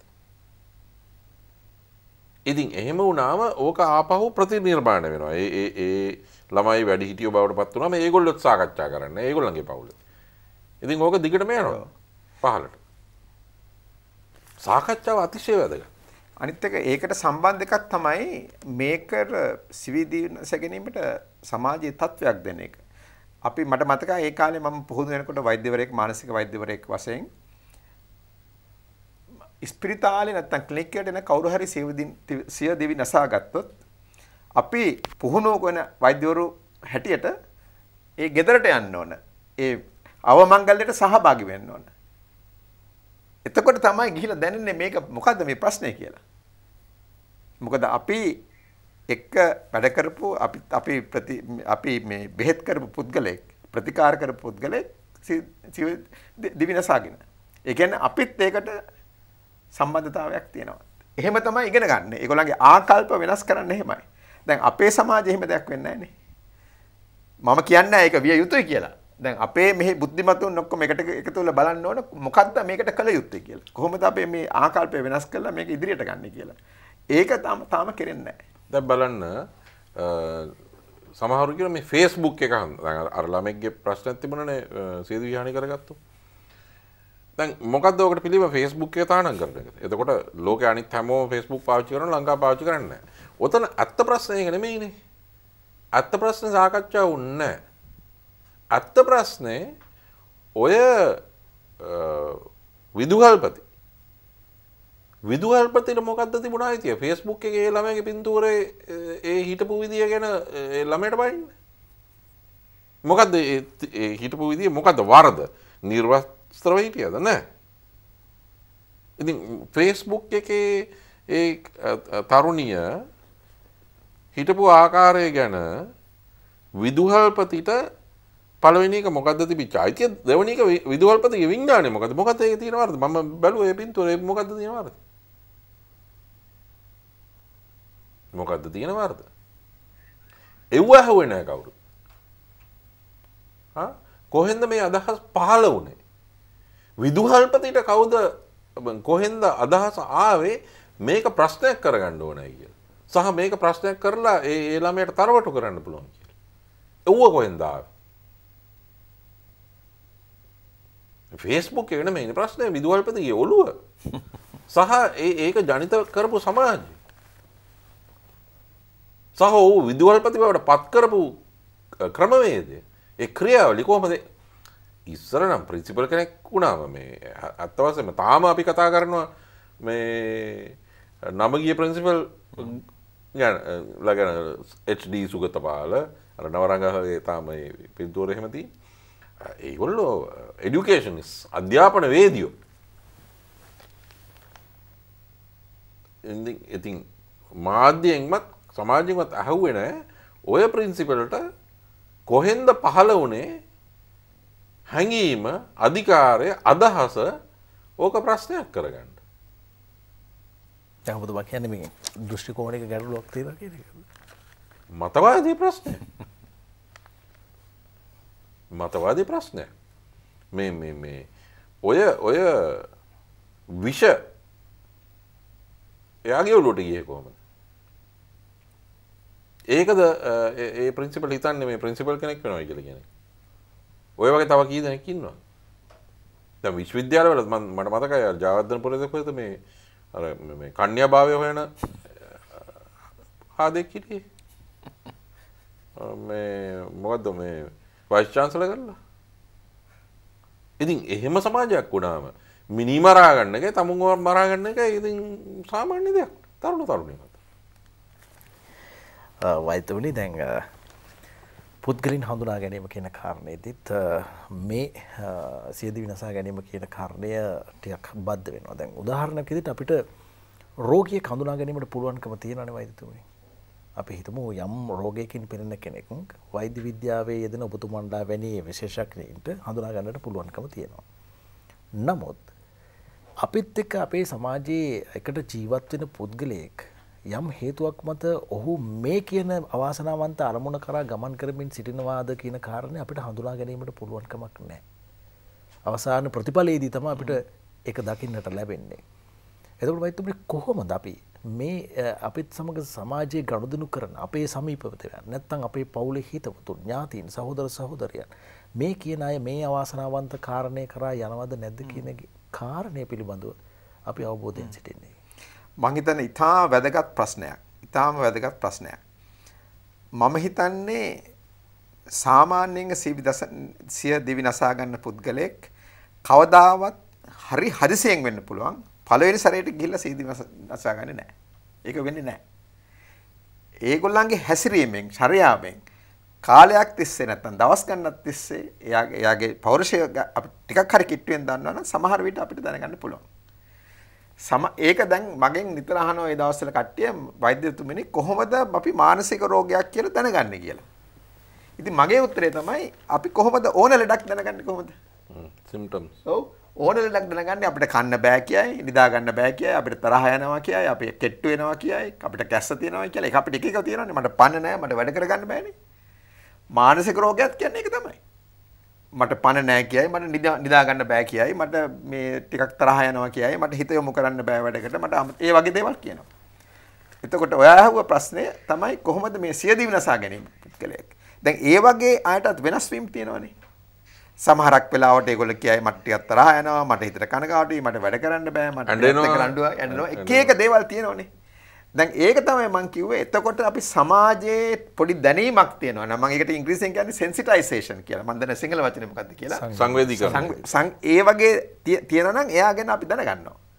අද ඔයා ටිකක් වෙනස්. දැන් මම දන්නේ ඔය කට්ටිය බලුවාද කියලා ටෙලිවිෂන් එකේ අර මේ පිස්ටෝරියස්ගේ මේ අද ඒගොල්ලෝ ඒකේ අර ඒ ජජ්ගේ ගැන හුඟක්ම සාකච්ඡා කරා. මොන වගේ ජජ් කෙනෙක්ද කියලා. ඊට පස්සේ එයාගේ සෙක්‍රටරි ආවිල්ලා කිව්වා කොච්චර වෙනස්ද එයා ඔෆිස් එකේදී. ආපු හැටියෙම උදේට good morning කියනවා. ගෙදර කොහොමද මේකයි හරි ෂෝ හොඳට කතා කරනවා. ඒ කියන්නේ කවුරුත් දන්නවා එයා ගැන හොඳටම. හැබැයි බෙන්ච් එකට ආවම සම්පූර්ණයෙන් වෙනස් කතා කරන්නේ නැහැ කාගෙත්. ඉතින් ඒ වගේ සාමාන්‍යක අපි සමාජයේ සිවි දිවි නසා ගැනීම ගැන ටිකක් දන්නවනම් මොන වගේ අයද මොන වගේ හේතු කොටගෙන ඒ සාකච්ඡාව උඩට තියෙනවනම් අපි ඒව අඳුර ගන්නවා. දැන් කොහොමද ඩෙන්ගි අඳුර ගන්න අපි? දැන් දාංජාතිලක මහත්තයා අපි දැන් මේ සාකච්ඡාවට ඉස්සෙල්ලා කිව්වා එයාගේ නෑදෑයෙක් ඩෙන්ගි හැදිච්ච එක පාට ඉස්තර කියපු හැටි මම දැනගෙන ස්පිරිතාලට ඇතුල් කරා කියලා. කොහොමද එයා දැනගත්තේ ඒක? වෛද්‍යවරයෙක් නෙමෙයි. ඉතින් ඒ වගේ මේවා ගැන ටිකක් සාකච්ඡා කරලා අවබෝධයක් කරගන්නවා නම් ඒ ගැන අපි කරුණාවක් තියනවා නම් එයා ගැන අපි වගකීමක් බාර ගන්නවා නම් හරි ලේසියි මේක. අන්න ඒක තමයි මම හිතන්නේ මේ සමාජයට අවශ්‍ය වෙන්නේ. ඒක ආයතන වලට ඇති කරන්න බෑ. ඒක සමාජයෙන්ම එන එකක්. සමාජයෙන්ම උඩට එන එකක්. උඩ ඉඳලා පල්ලෙහාට ඒක දාන්න බෑ. ඒක පල්ලෙහා ඉඳලා උඩට එන එකක්. ඉතින් ඒක නිසා මම හිතන්නේ මේ ප්‍රශ්නය අපි ටිකක් පල්ලෙහා ඉඳලා උඩට ගන්න ඕනේ. මේකත් අපිට තියෙන ප්‍රශ්නයක්. ඒ කියන්නේ මිනිස්සුયો හැම එකටම ඉස්සෙල්ලා එයාට ගරු කරන්න එපා. දැන් ඔය ප්‍රින්සිපල් කෙනෙක් ගාලා කිව්වා මම හැම එකම දන්නේ නැහනේ. මං කොහොමද මේ ලෙඩෙක් ඇවිල්ලා කතා කරනකොට මම තියෙන එයාට කියන්නේ. මම එයාට කියන දේ අහගෙන ඉන්න එපායි. කී දෙනෙක් අහගෙන ඉන්නවද කතා කරනකොට? කී දෙනෙක් එයා කියන ගණන් ගන්නවද? අහන්නේ නැත්නම් අහගෙන ඉන්නවා. අහගෙන ඉන්නේ නැහනේ. කවුරුත් එයාට ගෞරව කරනවද? ඒව මොකුත් කරන්නේ නැහනේ. ඉතින් එහෙම නැතුව කොහොමද එයාගෙන අපි දැනගන්නේ? ඉතින් ඒක මං හිතන්නේ ඒක සමාජයේ තියෙන ප්‍රශ්නයක්. ඉතින් ඒව ටික වෙනස් කරගත්තේ නැත්නම් පරිවර්තනය කරගන්න නැත්නම් මම හිතන්නේ මේ ප්‍රශ්න වලට අපිට උත්තර දෙන්න බෑ ලේසි. වයිතුමනි දැන් මෙවැනි පුද්ගලයෙකුට මේ විදිහට විෂාදයෙන් හරි එහෙම නැත්නම් වෙනත් කාරණයකින් හරි අවසාන අරමුණ තමන්ගේ සියදිවි විනාශ ගැනීම කියන තැනට යන පුද්ගලයෙකුට ඔබතුමන්ලාගේ පැත්තෙන් කරන කාරණේ තමයි මේ උපදේශන සේවාවන් ලබා දෙන එක, කවුන්සලින් කරන එක. දැන් මේ සම්බන්ධයෙන් ලංකාවේ තිබෙන ආයතන පිළිබඳව මම හිතන්නේ මේ ගමේගොඩේ ඉන්න පුද්ගලයන්ට දැනුමක් නැහැ. දැන් උදාහරණයක් විදිහට ගත්තොත් රාජාංගනයේ යාය පහේ ඉන්න පුද්ගලයෙකුට උපදේශන සේවාවන් පිළිබඳව දැනුවත්කමක් නැහැ. නමුත් ඒ පැත්තේ ගොවියා වහ බිව්වා. නොයෙකුත් සමාජ සංස්කෘතික ආර්ථික ප්‍රශ්න නිසා සියදිවි විනාශ කරන පුද්ගලයන් ඉන්නවා. මේ උපදේශන සේවාවන් ගමට ගෙනියීමේ වැඩපිළිවෙලක් තාම අපේ නෑ නේද? අපි හිතමු රාජ්‍ය ආයතන ගමේ සාමාන්‍ය සිවිල් වැසියත් සමග ගනුදෙනු කරන සමීපතම ආයතන මේ සම්බන්ධයෙන් කිසිම කාර්යයක් කරන්නේ නැහැ නේද? ඔවුන් දැනුවත් කරන්නට මෙහෙම දෙයක් වෙන්න කණේරු කාලේ මැරෙනවා නම් කණේරු ගස්ටේ ගලවලා පැත්තකින් තියනවා මිසක් වෙනත් ක්‍රමවේදයකට යන්නේ. මම හිතන්නේ ඒකත් ඉතා වැදගත් ප්‍රශ්නයක්. දැන් අවුරුදු 20ක් ওই දැනුයි සංසන්දනය කරාම ඒ උපදේශන සේවාවල් තිබුණාට වඩා වැඩි. ගමවල වලත් තියෙනවා. හැබැයි මං හිතන්නේ ඒ සමාජයට අවශ්‍ය දේවල් උපදේශක සේවාවල්ද කියලා මම දන්නේ නැහැ. අවශ්‍ය දේවල් නම් ඒ ගමෙන් මෙපා නැගෙන එන්න. මේ කොළඹ වෙන එකක් නැත්නම් මේ එංගලන්ත වෙන එකක් කවුන්සලින් සර්විස් කියන එකක් ඇවිල්ලා මෙහෙ පටන් ගන්න බෑනේ. දැන් මම ඒකට සම්බන්ධ එකක් කියන්නම්. දැන් අපේ මේ concept එකක් තියෙනවා සංකල්පයක් social capital කියලා. මේ දන්නේ නැති ඒක මොකද්ද කියලා මම දන්නේ ඒක මූල්‍ය සමාජ ප්‍රාග්ධනය කියලා කියන්නේ. දැන් හුඟක් කට්ටිය කියන්නේ සමාජ ප්‍රාග්ධනය කියන්නේ සාමාන්‍යයෙන් සමාජයේ පුරවැසි ඔක්කොම එකට කිට්ටුවෙන් විශ්වාස කරනවා එක එක්කෙනා, ගරු කරනවා එක එක්කෙනා. ඒකට ඒ සම්බන්ධීකරණය හුඟක් තියෙනවා. ට්‍රස්ට් එක හුඟක් තියෙනවා. ඒ වගේ සමාජවල හුඟක් කට්ටිය කියන්නේ මේ වගේ ප්‍රශ්න හුඟක් අඩුයි කියලා.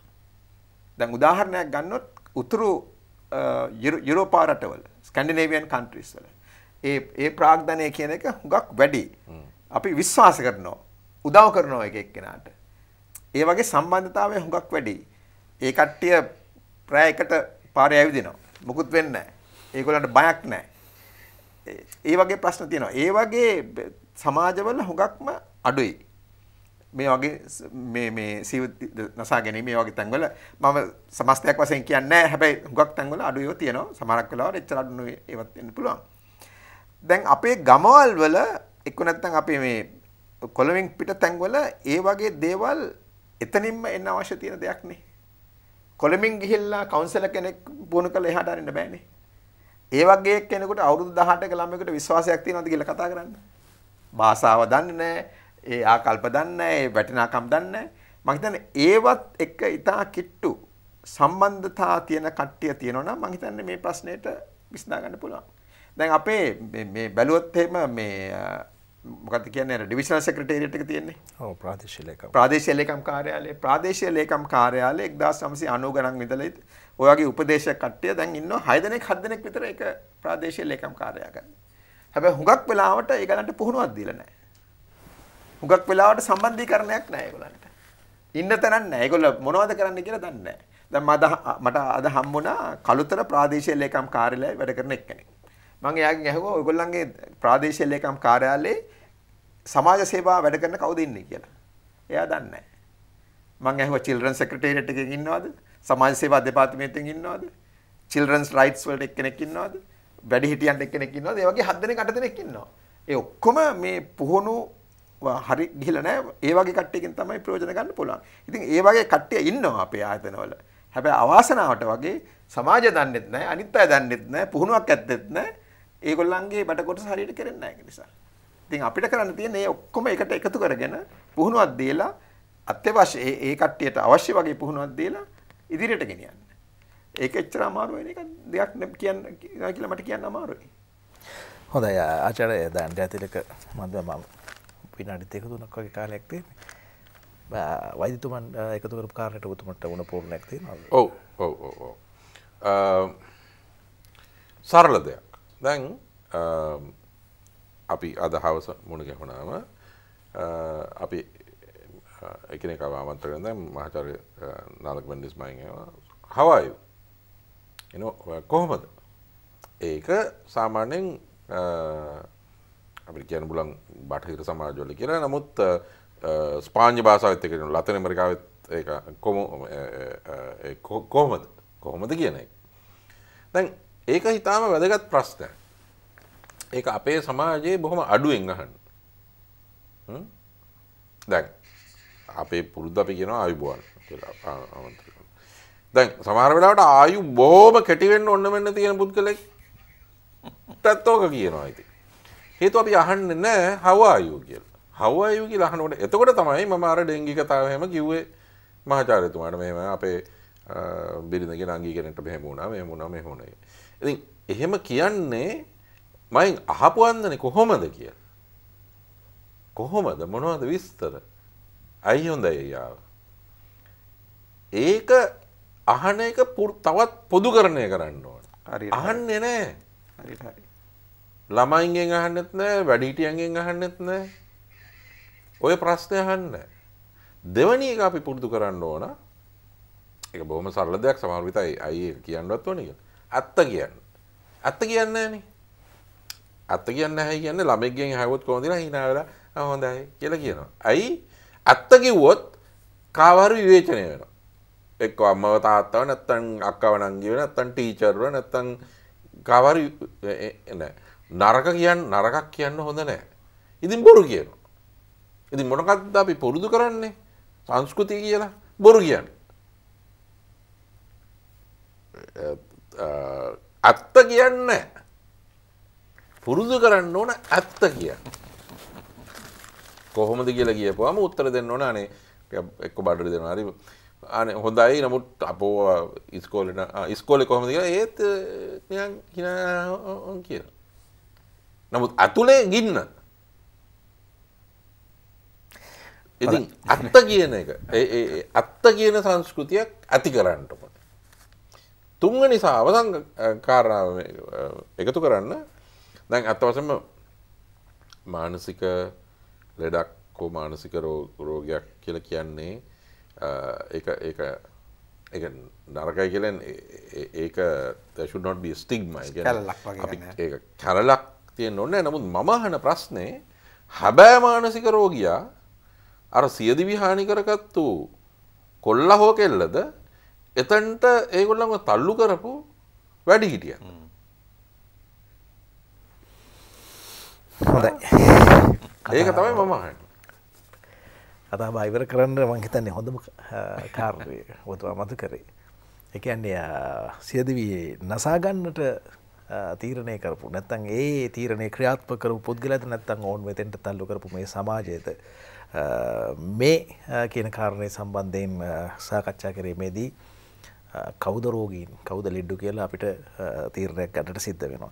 අපි කාලයත් එක්ක ලොකු සටනක් කරමින් සිටියේ. නමුත් ඊටමත්ම අර්ථවත් සහ ඊටමත්ම වැදගත් අපිට දෙයක් හිතන්නට පුළුවන් කතා බහක් මේ පැය එකමාර තුළදී කරේ ආචාර්ය දයන් ජයතිලකයන් සහ ජ්‍යෙෂ්ඨ මහාචාර්ය නාලක මෙන්ඩිස් මහතුන්ගේ සහභාගීත්වයෙන් අපි හිතනවා ලබන අවුරුද්දේ මේ වාර්තාව නිකුත් වෙනකොට අපි යම් ප්‍රගතියක් ලබාගෙන තියෙයි කියලා මම හිතන්නේ.